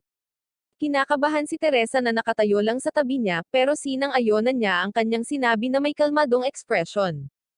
Samantala, naiinip na si Red sa kanyang tindahan dahil dumating na ang taglamig at tinatamad na ang mga tao na umalis sa kanilang bahay. Si Reslit ay may dalang mainit na tsokolate at iminumungkahi na mas maganda kung may gusto ang mga tao sa malamig na panahon. Naaalala niya na sa kanyang bansa, ang mga tao ay gumagamit ng mga pampainit ng kamay. Gusto ni Red ang ideya ngunit nag-aalala na baka hindi ito gumana. Siniguro sa kanya ni Reslit na magiging matagumpay ito, at naghahanda siya ng ilang sample na ibibigay sa mga kaibigan, kasama sina Gun, Storm the Doctor, at mga tao sa guild. Gusto ng lahat ang produkto, at umuuwi siyang walang dala na nanlalamig ang mga kamay. Dumating si Reslit upang salubungin siya sa daan, at pagkatapos nilang pag-usapan kung paano nagustuhan ng lahat ang produkto, nagsisimula itong mag-snow. Sinabi ni Red na dapat din niyang itago ang mga pampainit ng kamay na produkto para sa kanilang sarili, at ipinakita sa kanya ni Reslit na mayroon siya nito. Hinawakan nila ito sa pagitan ng kanilang mga kamay at naglakad-lakad bago umupo sa isang bangko, at nagkakasiyahan silang dalawa sa nyebe. Makalipas ang ilang araw, dumaong sina Teresa at Roti sa kagubatan malapit sa Zultan. Naghanda si Teresa ng ilang damit para kay Roti para hindi gaanong kainahinala, ngunit nag-aalala siya sa kanyang espada. May planong gawin si Roti tungkol dito, at iniabot niya kay Teresa ang espada habang papunta siya sa kagubatan. Pagkaraan ng ilang minuto, bumalik siya na may dalang ibang espada, na sinasabing nakuha niya ito mula sa isang kolonya ng mga goblins na pinagaling niya gamit ang kanyang kakayahan. Pagkatapos nito, tumungo sila sa bayan, ngunit hinaharangan ng isang gwardya ang tulay, hinihingi sa mga tao na magbayad sa kanya ng pera upang makatawid dito. Sinabihan siya ni Roti tungkol sa hindi patas na buwis, at sinabi niya sa kanya na ito ay isang bagong ideya na naisip niya. Tumanggi si Roti na bayaran siya, at inatake siya ng sundalo, ngunit pinalipad niya ito sa ilog gamit ang isang kamay lamang. Makalipas ang ilang minuto, nag-iinit ang gwardya sa harap ng apoy nang dumaan si Red sa tulay. Tumakbo ang gwardya sa kanya, sinabi sa kanya ang tungkol sa isang malakas na batang babae na umatake sa kanya ngayon, at lahat ng kanyang mga ari-arian ay natangay sa ilog. Gusto niyang kunin ang lahat ng pera na mayroon si Red, ngunit sa huli ay sinuntok siya ni Red ng buong lakas at pinalipad siya muli. Hindi nagtagal, pumasok si Roti sa bayan na may dalang isang higanteng halimaw na kanyang hinuli sa kanyang paglalakbay, at ang gwardya ay masyadong tulali upang magtanong sa kanya ng anumang mga katanungan. Hindi alam ni Teresa kung paano niya gagawing hindi gaanong kakaiba ang bida, kaya nagpa siya itong kumuha ng matutuloyang inn. Sa gabi, bumalik si Red sa Zultan nang malapit nang magsara ang gate, at iniimbitahan siya ng gwardya para uminom. Pumunta sila sa isang lokal na food joint kung saan nagpunta rin si Teresa habang nagmamanman sa bayan. Nagsimulang makipag-usap sa kanya si Red, at napansin niyang may mga gamit ito at medyo low profile lang, na nangangahulugang malamang na siya ay isang especially iya or isang assassin. Napagtanto din ni Teresa ang matalas na pandama at nakatagong lakas ni Red, at pareho nilang iniisip na ang isa ay isang pro. Bumalik si Teresa sa kanilang inn at ipinaalam kay Roti na may nakilala siyang isang taong mahirap pakitunguhan. Naniniwala siya na si Red ay marahil ang pinakamalakas na adventurer sa bayang ito, at hindi sila dapat makipag-away sa kanya. Gayunpaman, hindi alam ni Roti na si Red ang binabanggit ni Teresa, at nagpasya siyang umiwas sila sa kanya. Kinabukasan, nag-scout siya sa bilangguan kung saan banihag ang alchemist na lumikha ng masamang gamot. Iniisip ni Roti kung ano ang gagawin ng kanyang kapatid para maalis siya sa bilangguan, at ang pag-i-imagine lang niyang kausap siya nito ay labis niyang namimiss siya. Dahil sa gamot, humina ang kapangyarihan ni Roti, at bumalik sa kanya ang kanyang emosyon, kaya nagpasya siyang hanapin siya. Sa gabi, si Roti at Teresa ay pumasok sa bilangguan at pumunta sa selda ng lalaking may isang mata na tatawagan nating Hisenberg. Hiniling ni Roti na gawin niya ang Devil's Blessing para sa kanya, at natatakot siyang tanggihan siya. Kinaumagahan, nagising si Teresa na hindi makatulog si Roti dahil nawala na ang epekto ng gamot. Plano niyang pagalingin si Hisenberg para makapagsimula itong magtrabaho muli, at hilingin kay Teresa na humanap ng gamot para sa kanya dahil ayaw niyang ipakita ang kanyang kapangyarihan sa pagpapagaling. Nalaman ni Teresa ang tungkol sa isang magandang botika at isinama niya si Roti. Pero pagpasok pa lang ni Roti sa shop, nakita niya si Red. Ni isa sa kanila ay hindi makapaniwalang muli silang magkikita, at nakangiti si Roti habang tumatakbo para yakapin ang kanyang kapatid. Nasa shop din si Gun, at nalilito siya dahil wala namang binanggit si Red tungkol sa kapatid niya. Iniwan niya sila para makapag-usap sila, at tinanong ni Teresa si Red kung ayos lang na paalisin ang elf pagkatapos niyang malaman ang kanilang sikreto. Pero pinagkakatiwalaan siya ni Red, at pagkatapos noon, ipinakilala ni Teresa ang sarili bilang kapalit niya sa partido ng bayani. Tinanong ni Roti si Red kung nakatira siya dito na may ibang kasama, at sa sandaling malaman niya ang tungkol kay Reslit, hindi siya masaya. Binago ni Red ang paksa, at sinabi sa kanya ang katotohanan tungkol sa kung paano siya umalis sa partido dahil kinumbinsi siya ni Ares na gawin iyon. Nangako si Roti na tuturuan si Ares ng leksyon sa pagbalik nila at hiniling niya kay Red na sumama muli sa partido nila, na sinasabing gusto siya ng lahat na bumalik. Ipinaliwanag ni Roti kung paano iniwan ni Yaran ang partido pagkatapos niya, at umalis rin si Damian para hanapin siya. Laking gulat ni Red dahil sa impresyon niya na maayos ang lahat para sa partido ni Roti. Gayunpaman, hindi siya makaalis sa bayang ito dahil nakahanap na siya ng dahilan para manirahan dito. Nang marinig ito, idineklara ni Roti na lilipat din siya sa bayang ito. Parehong natigilan sina Red at Teresa nang marinig ito, at pagkatapos ay bumalik si Reslit mula sa grocery shopping. Nagulat din siya nang makita niya si Roti, at pagkatapos ay nagdadala si Red ng tsaa para sa lahat. Tinanong niya si Roti kung ano ang nagdadala sa kanya sa Zultan, at sumagot si Roti na naghahanap siya ng makakatulong sa kanya na talunin ang Demon Lord. Bilang isang bonus, natagpuan din niya ang kanyang kapatid. Nababahala at nangangamba si Reslit na kunin ni Roti si Red mula sa kanya, ngunit tiniyak ni Red sa kanya na wala itong planong pumunta kahit saan at dito na lang siya mananatili. Tinitingnan ni Reslit si Roti para sa kanyang pagsang-ayon, at nabigla rin siya nang malaman na mananatili siya rito. Pagkatapos nito, umalis si Roti sa kanyang inn, at sinabihan siya ni Red na pumunta dito kung kailan niya gusto. Sa pag-alis ni Roti, bigla siyang nabalisa habang nauubos ang gamot, at uminom ulit siya nito. Sa gabi, pumunta si Teresa kay Hisenberg at sinabi sa kanya na wala silang planong iwan ang Zultan anumang oras sa lalong madaling panahon, at siya ay natakot dahil kung siya ay maaresto sa oras na ito, siya ay tiyak na masasawi. Pagkatapos ay bumalik si Teresa kay Roty at ipaalam sa kanya na gusto ni Heisenberg ng lab na kumpleto sa gamit para gawin ang gamot, at mayroon na siyang ilang plano para doon. Narinig niya ang tungkol sa ilang mga Elven ruins sa kalapit na bundok, at gusto niyang iset up ang lab doon.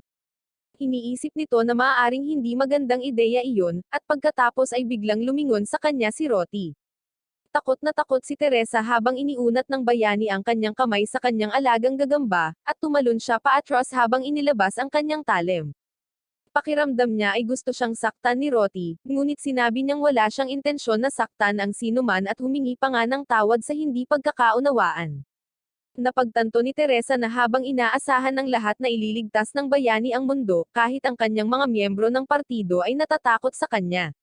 Wala siyang kaibigan, at ang kanyang limitadong pakikipag-ugnayan sa lipunan ay nangangahulugan na hindi niya alam kung paano rin lumapit sa iba. Masama ang pakiramdam ni Teresa sa paglabas ng kanyang sandata at lumakad kay Roty, hinahayaan niyang alagaan ang kanyang gagamba. Kinabukasan, sinubukan ni Roty na tumulong sa tindahan ng kanyang kapatid, ngunit dahil sa kanyang nakakatakot na aura, lahat ay nagtakbuhan. Iminungkahi ni Red na mas ngumiti siya, ngunit nahihirapan din siyang gawin iyon.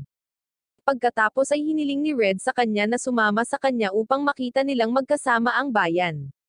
Dinala niya muna siya sa Sunup kung saan lahat ay nagkukwento kung gaano siya ka-cute, at si Roty ay nagtago sa likod niya dahil nahihiya siya.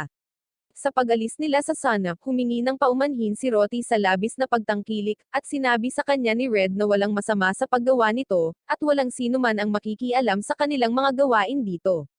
Tinapik ni Red ang kanyang ulo, tinawag siyang kanyang pride at kagalakan, at nais ni Roty na ang araw na ito ay magtagal magpakailanman. Samantala, sina Aris at Dora ay naglalakbay patungo sa Zultan upang subaybayan ang bayani, at si Berto ang nagsisilbing gabay nila. Nagsimula nang magpakita si Aris ng malinaw na mga palatandaan ng sakit sa isip, ngunit sa kasamaang palad, hindi gumagana ang healing magic doon. Si Berto ay nalulumbay pa rin na parang sad boy at pakiramdam niya ay wala siyang nagawa para makatulong sa sinuman. Sinabi sa kanya ni Dora na pinangungunahan niya sila sa bayani, at sapat na iyon. Bumalik sa Zultan, pinapunta ni Red sina Roty at Teresa para sa hapunan, at inihain niya sa kanila ang paboritong honey milk ni Roty bilang dessert, at naghahanda pa siya ng treat para sa alagang gagamba ni Teresa. Sinabihan ni Red si Roty na maligo bago bumalik sa kanyang inn, at dahil matanda na siya para isama ang kapatid niya, nagpa siyang kumuha ng isa sa kanyang hipag. Excited na rin si Teresa na sumama sa kanila, sinasabing paborito niya ang pagligo. Sa paliligo, tinanong ni Roty si Reslit kung gaano siya kalapit kay Red, at sumagot siya na ginawa na nila ang lahat maliban sa paggawa ng bata. Si Reslit ay curious din tungkol sa pagkabata ni Red, at sinabi sa kanya ni Roty na siya ay palaging isang kahangahangang tao at nag-aalaga sa kanya. Nagsimula siya ng kwento tungkol sa kanilang pagkabata noong hindi pa niya na-level up ang kanyang kapangyarihan at mahina pa. Isang araw, lumabas si Roty para hanapin ang nawawala niyang kaibigan dahil siya ay isang bayani. Natagpuan siya ni Roty sa harap ng isang kuwebo, ngunit nang subukan niyang iligtas siya, inatake sila ng isang owlbear. Bilang isang bayani, inuna niya ang buhay ng kanyang kaibigan kaysa sa kanyang sarili at nasugatan ng husto habang nakikipaglaban. Pinagaling niya ang sarili at lumaban, tinusok ang mata ng owlbear. Gayunpaman, siya ay pinabagsak sa lupa, at ang kanyang kaibigan ay tumakas. Habang nagpupumiglas si Roty na bumangon, napagtanto niyang wala ng pagkakataong manalo, at desperadong sumigaw siya sa kapatid para humingi ng tulong. Nang malapit na siyang salakayin ng owlbear, dumating si Red at hiniwa ang halimaw sa kalahati. Niyakap niya si Roty at sinabing maayos na ang lahat. Sinabi ni Roty kay Reslit na ang kanyang kapangyarihan ay nagpapamanhid sa kanyang damdamin. Hindi niya ma-enjoy ang anumang bagay sa kasalukuyan, at kung ano ang naramdaman niya sa mga bagay sa nakaraan ay ang tanging gabay niya sa pananatiling matino. Inamin niya na nagseselos siya kay Reslit dahil malaya niyang naipaparating ang kanyang emosyon at napalapit pa siya kay Red. Si Roty ay nagsimulang umiyak, sinabi na hindi niya nais na maging bayani ngunit sa halip ay maging katulad ni Reslit. Naririnig ni Teresa ang buong pag-uusap, at napagtanto niya na hanggang ngayon si Red lang ang makakapagligtas sa bayani. Ngunit mula ngayon, sumusumpa siyang mananatili sa tabi niya at iligtas siya sa pasanin ng kanyang tungkulin bilang kaibigan. Kinabukasan, binisita ni Teresa si Red at Reslit ng mag-isa, at nagpasalamat sila sa pagiging kaibigan ni Roti. Gayunpaman, naririto siya upang ipaalam sa kanila ang tungkol sa paggamit ni Roti ng Devil's Blessing. Natigilan si Red na nilapitan siya mismo ng demonyong kambing at pinainom siya nito. Naniniwala si Red na habang ang Hero's Blessing ay nagbibigay sa kanya ng kaligtasan sa lahat ng uri ng lason, kung ang gamot ay nagpapahina sa kanyang kapangyarihan, ang mga side effect ay maaaring lumitaw sa lalong madaling panahon. Sinabi rin ni Teresa sa kanila na sila ang nagpalayag kay Hisenberg sa bilangguan, at tinanong niya si Red kung galit ba ito sa kanyang kapatid na babae dahil sa ginawa niyang iyon. Nais niyang patawarin siya sa pagkakataong ito dahil walang nasaktan, at masaya si Teresa na marinig iyon. Hiniling niya na sabihin din niya ito kay Roti dahil marahil ay natatakot siya na magalit ito sa kanya. Hiniling ng Teresa na bumili si Red ng ilang kagamitan sa alchemy para sa lab ni Hisenberg, habang dinadala niya si Reslit kasama niya sa kanilang hideout. Samantala, nakarating na rin si Ares at iba pa sa Zultan, at sinisiyasat nila ang lungsod para sa anumang lead ni Roti at Teresa. Mayroon silang invisibility spell sa kanilang mga sarili upang pumuslit, ngunit ang demonyong si Shindan, na itinago ang sarili bilang adventurer buwi, ay napansin pa rin ang kanilang presensya. Sa kabilang banda, namimili si Red ng mga kagamitan sa alchemy nang batiin siya ni Damian, at wala siyang isang braso. Pinag-usapan nila ang tungkol sa nangyari pagkatapos niyang umalis sa partido, ngunit hindi nila napansin sina Dora at Berto na nakaupo malapit sa kanila, na natatakpan ng invisibility spell. Tinanong ni Damian si Red kung bakit siya umalis sa partido, at sumagot siya na siya ay may pananagutan sa partido sa labanan. Si Damian ay hindi sumasang-ayon sa kanya, at sinabi sa kanya na siya ay isang malakas na mandirigma na maaaring manatiling kalmado kahit na humaharap sa mas malalakas na mga kaaway. Gusto niyang bumalik si Red sa partido ngunit tinanggihan siya tulad ng lahat ng nauna sa kanya. Pagkatapos ay sinabi ni Red kay Damian na si Roti ay nasa bayan din, at kung paano siya nagdurusa sa isip at damdamin dahil sa kanyang kapangyarihan. Si Damian ay may mababang IQ at tila hindi niya napagtanto ang pwedeng nangyayari ngayon sa kasamahan niyang si Roti. Hindi niya naiintindihan ang mga komplikasyon ng kapangyarihan ni Roti, ngunit nagpa siya pere na susubukan niyang tulungan ito sa anumang paraan na posible. Bago siya makagawa ng anumang padalos-dalos na desisyon, pinakiusapan siya ni Red na magkwento man lang tungkol sa kanya. Sinabi sa kanya ni Damian na maaari silang mag-usap habang naglalakad sila, at sinabi na ang pagkawala ng kanyang kanang braso ay hindi gaanong malaking bagay. Sa kabilang banda, nagpapahinga si Ares sa isang inn nang dalawin siya ni Damian. Itong isang ito ay buo ang magkabilang braso, ibig sabihin, malamang siya ay peking Damian.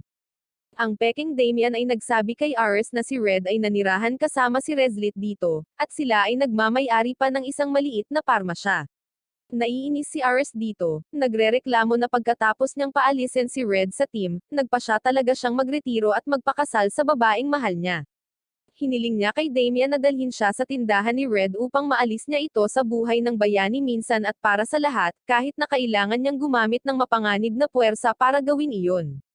Dinala ng peking Damian si Ares sa parmasya kung saan sinisira niya ang tindahan upang maibsan ang kanyang pagkabigo.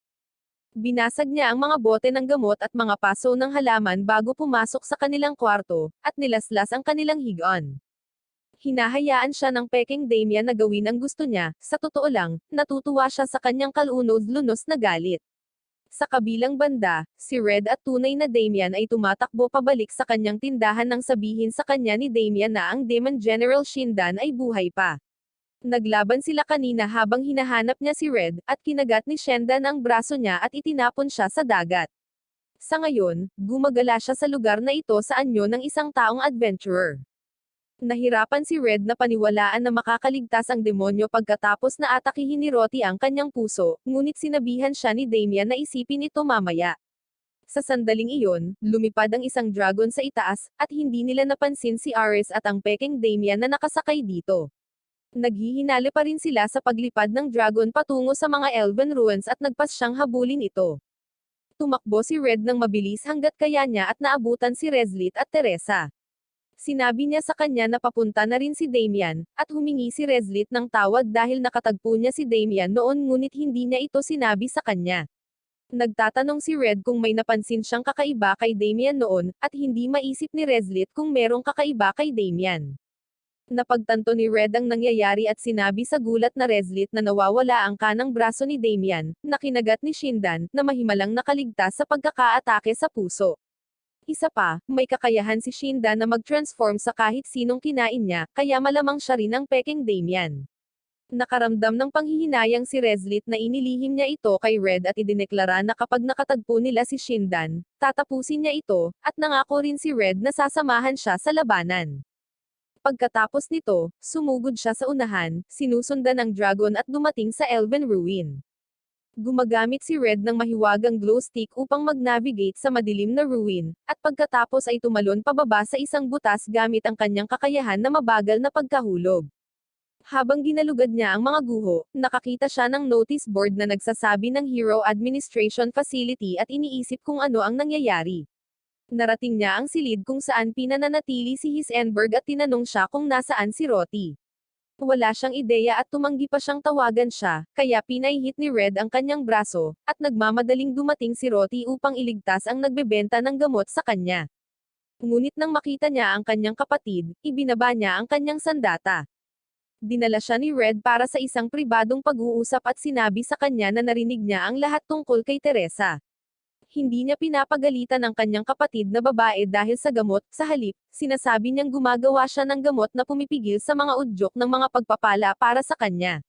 Nagulat si Roti at tinanong siya kung bakit niya gagawin iyon gayong ginugol niya ang buong buhay niya sa pagprotekta sa mundo, at pagtulong sa lahat ng kanyang makakaya.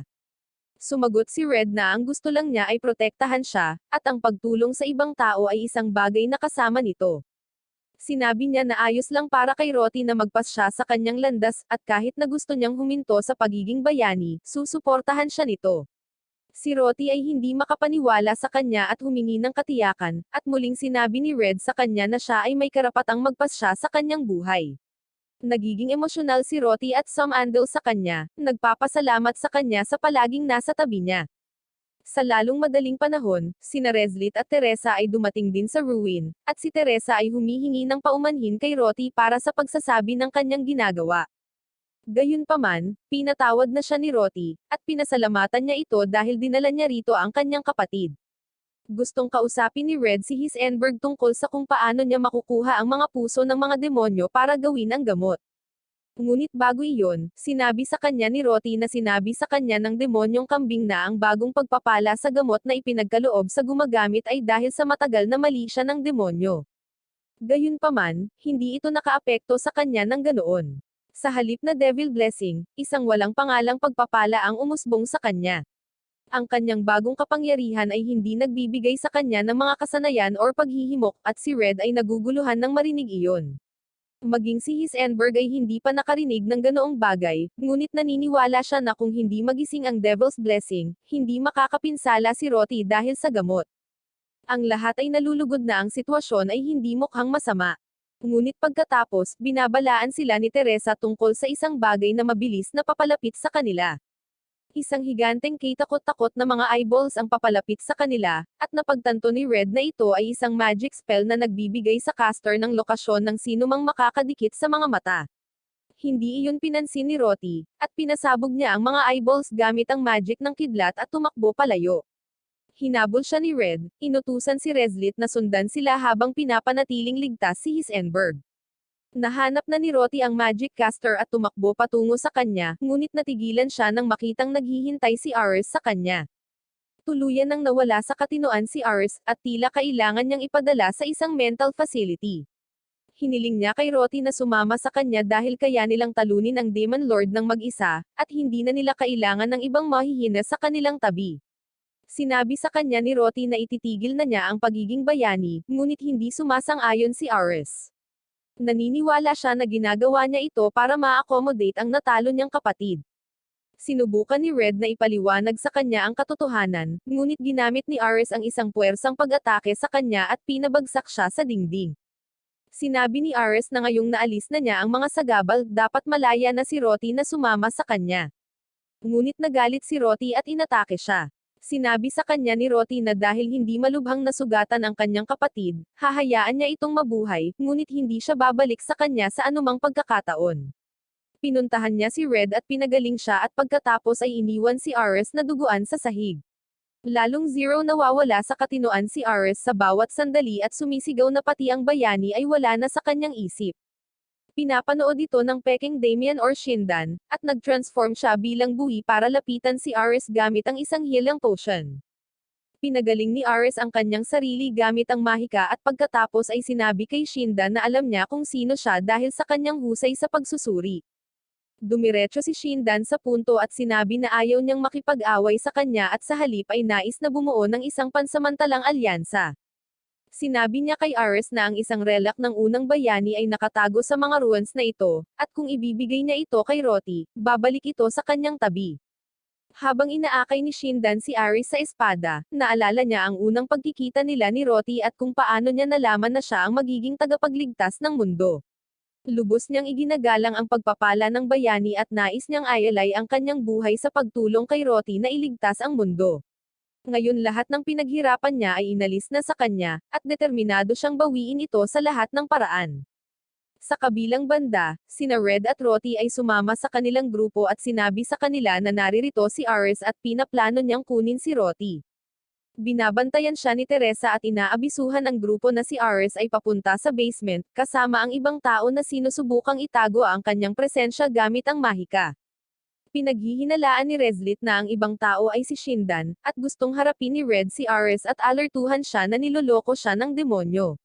Si Hisenberg, na walang ideya kung ano ang nangyayari, ay humihiling sa sino man na ipaliwanag ang mga bagay sa kanya, ngunit wala siyang nakuhang sagot at walang pagpipilian kundi sundin ang grupo habang sila ay patungo kay Ares. Samantala, pumasok na rin sa ruin sina Damian, Dora, at Berto. Nais ni Damien na makahanap ng mga kaaway at labanan sila kaagad, ngunit sinabihan siya ni Dora na mag-ingat habang kailangan niya siya. Agad siyang na-friendzone ni Damien at tumakbong mag-isa, sinira ang mga pinto sa pamamagitan ng kanyang malalakas na suntok. Samantala, naabot na ni Shindan at Ares ang pinakamababang antas ng mga ruins na mukhang isang high-tech na lab. Biglang nabasag ni Damien ang isang bintana at tumalon bago nagnakaw ng espada mula sa isang kalansay at itinapon ito kay Shindan.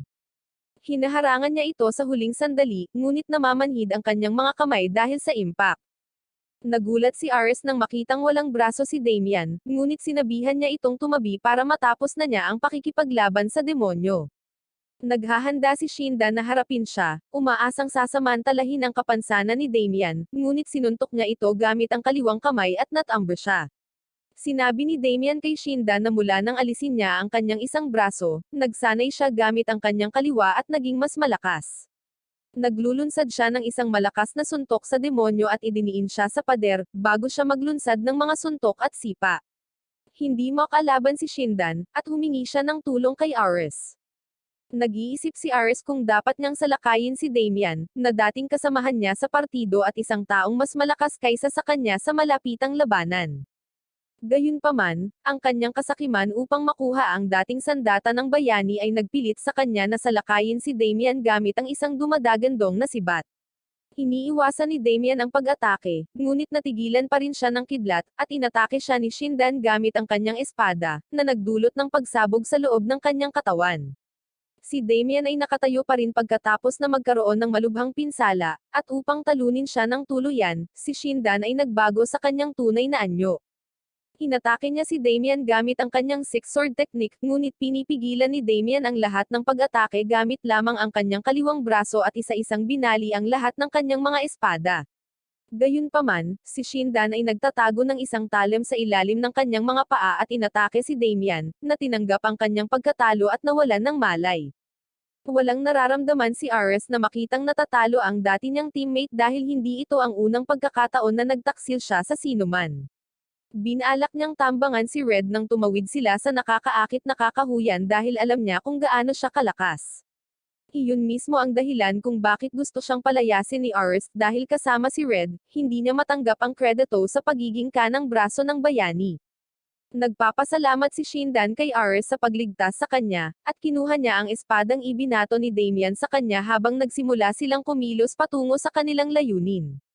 Dumating sila sa isang nakalock na pinto, at gumagamit si Shindan ng hugis pusong brilyante para i-override ang mekanismo ng lock nito, at pilitin itong buksan. Nang makarating sila sa pangunahing silid ng pasilidad, natigilan si Ares nang makitang mayroon itong teknolohiyang mas advanced kaysa sa kanilang panahon.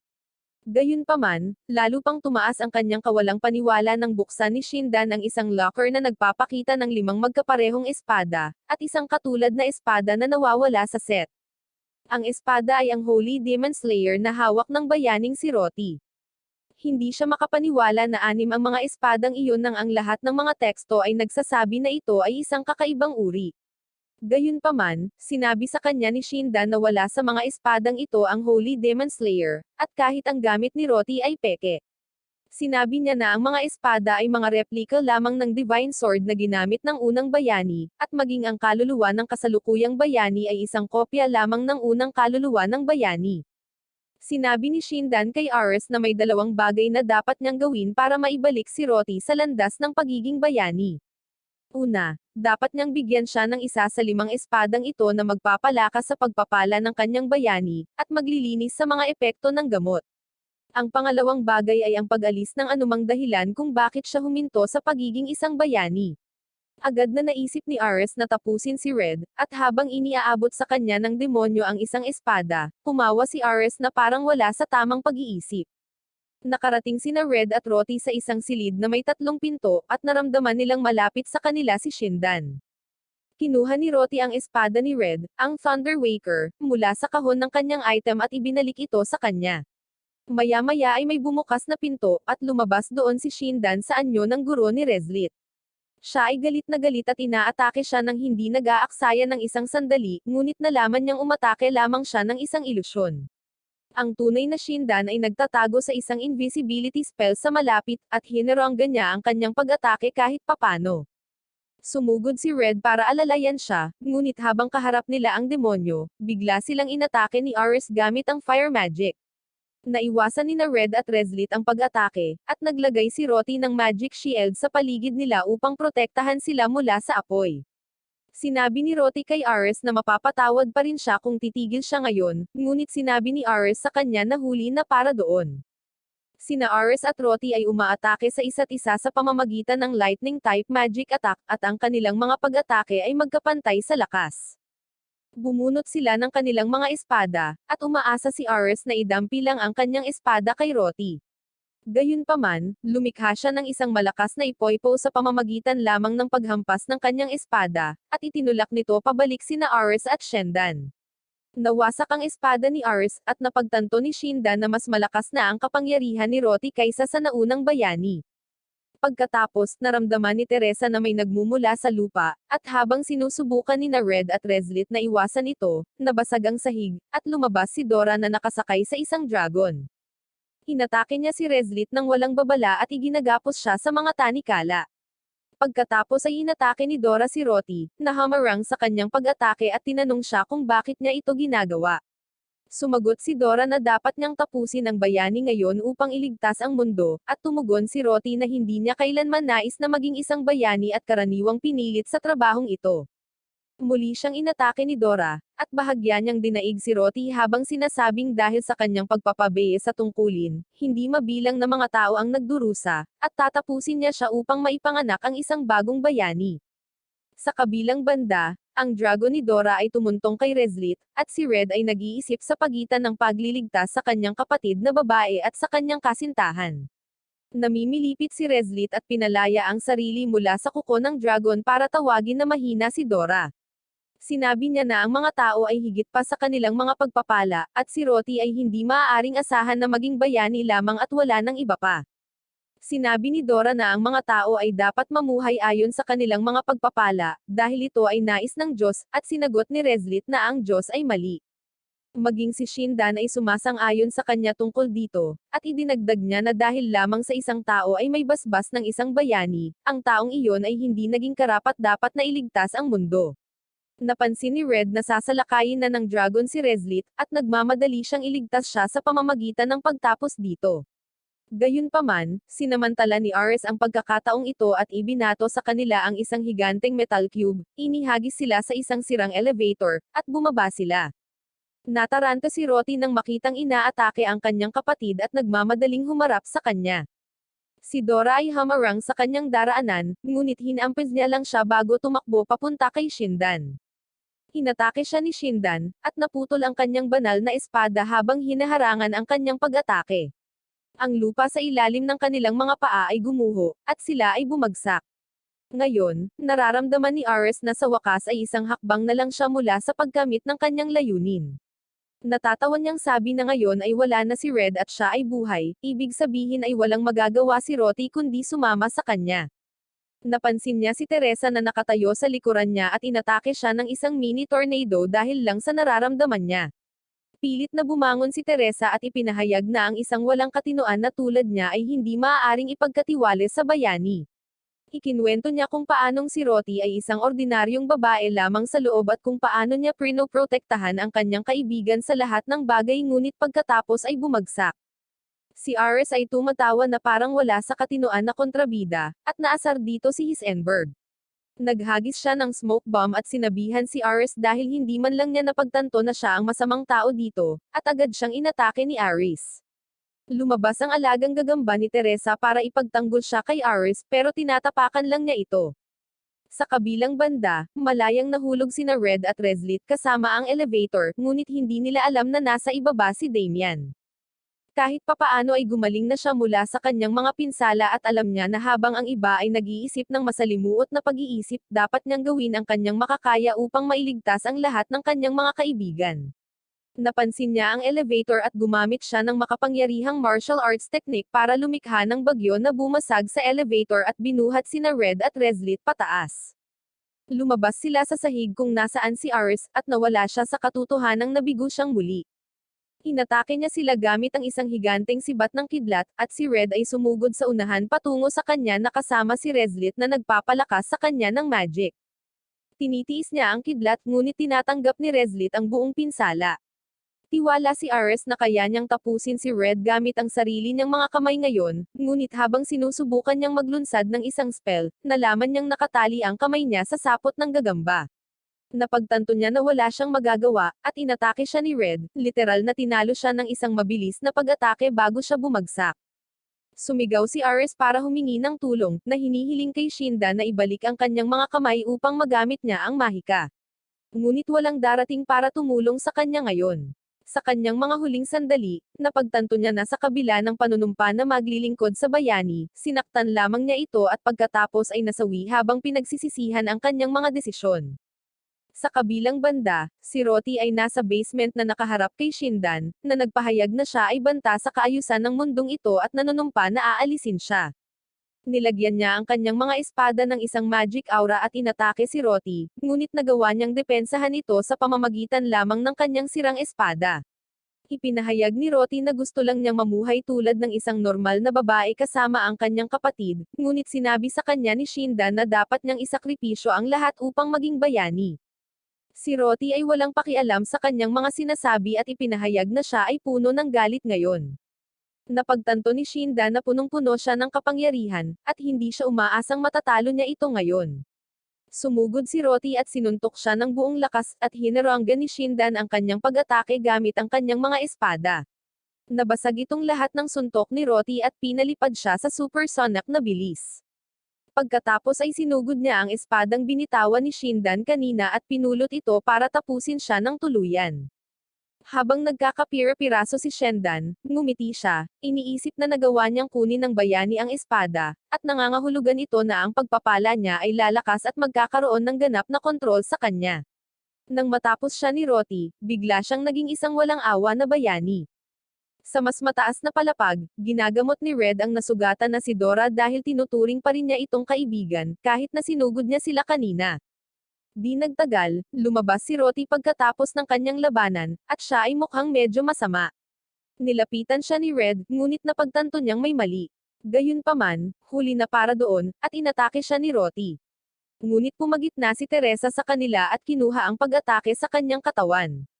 Sinabi niya sa bayani na hindi niya dapat saktan ang kanyang mahal na kapatid at pagkatapos ay nahimatay. Nagulat si Red at napagtanto na hindi kontrolado ng kanyang kapatid ang sarili.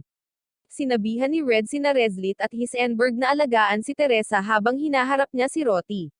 Sinusundan siya nito habang tumatabi ito at sinimulang sumalakay muli. Hinaharangan ni Red ang kanyang mga pag-atake at sinubukan siyang gisingin, ngunit hindi siya tumugon at patuloy siyang tinutulak paatras. Ang espada ni Red ay medyo nasira, at ibinaba niya ito at sa halip ay hinugot ang kanyang tansong espada. Si Roti ay sumugod muli sa kanya, at ginamit niya ang kanyang tansong espada upang harangin ang kanyang pag-atake at bitagin ang kanyang espada.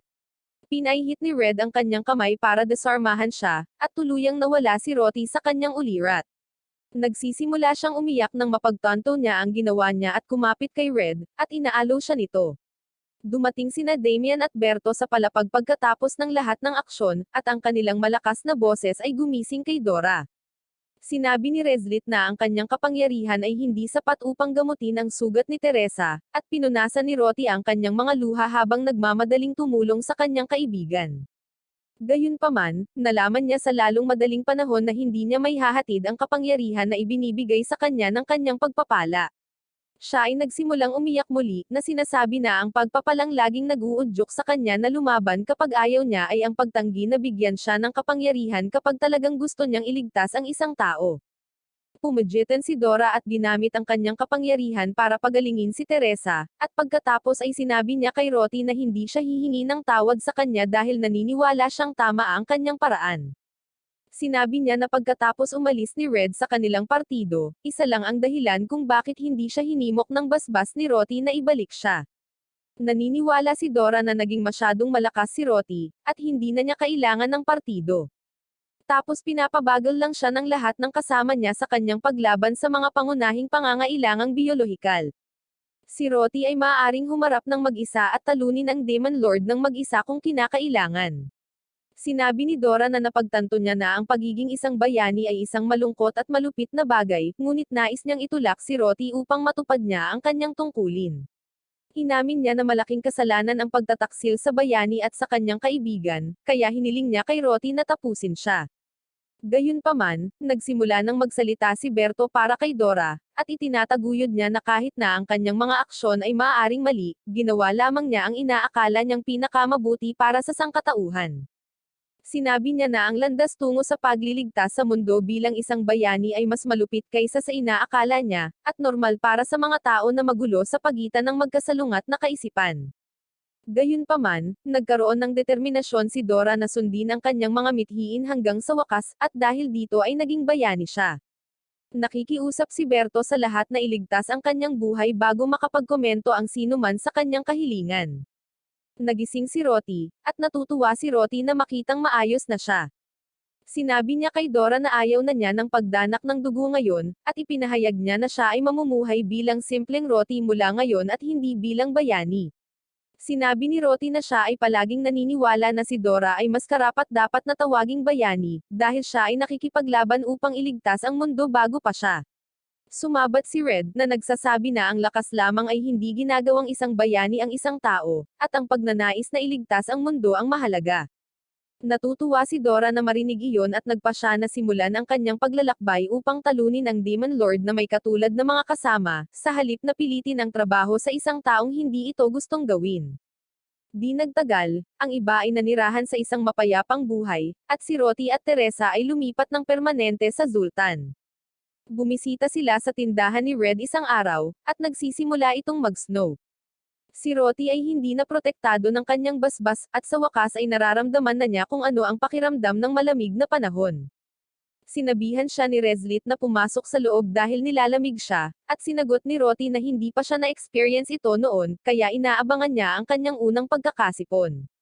Nagsimula siyang bumahing kaagad, at ibinalot ni Red ang kanyang kasuutan sa paligid niya habang inaakay siya papasok. Umupo sila para mag-almusal, at ganap ng tinamasa ni Roti ang lasa ng pizza ngayon.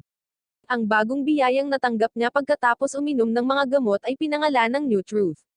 Mayroon itong makapangyarihang kasanayan na tinatawag na Chief, na maaaring mangibabaw at makontrol ang iba pang mga pagpapala.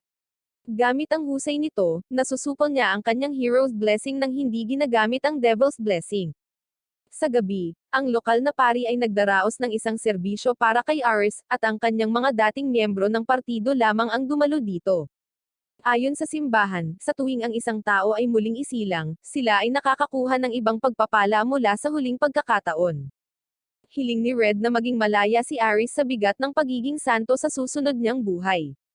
Pagkatapos ng libing, sinabi ni Damian sa kanyang mga kaibigan na aalis siya sa lalong madaling panahon upang samahan sina Dora at Berto upang labanan ang Demon Lord. Bago iyon, gusto niyang malaman kung may ideya si Red kung paano nahawakan ni Shindan ang mga banal na espada na sinadya upang tapusin ang Demon Lord. Mayroon ding tanong kung bakit mayroong 6 na magkaparehong espada, at iminumungkahi ni Teresa na ang numero ay tumutugma sa mga braso ng mga demonyong aura tulad ni Shindan.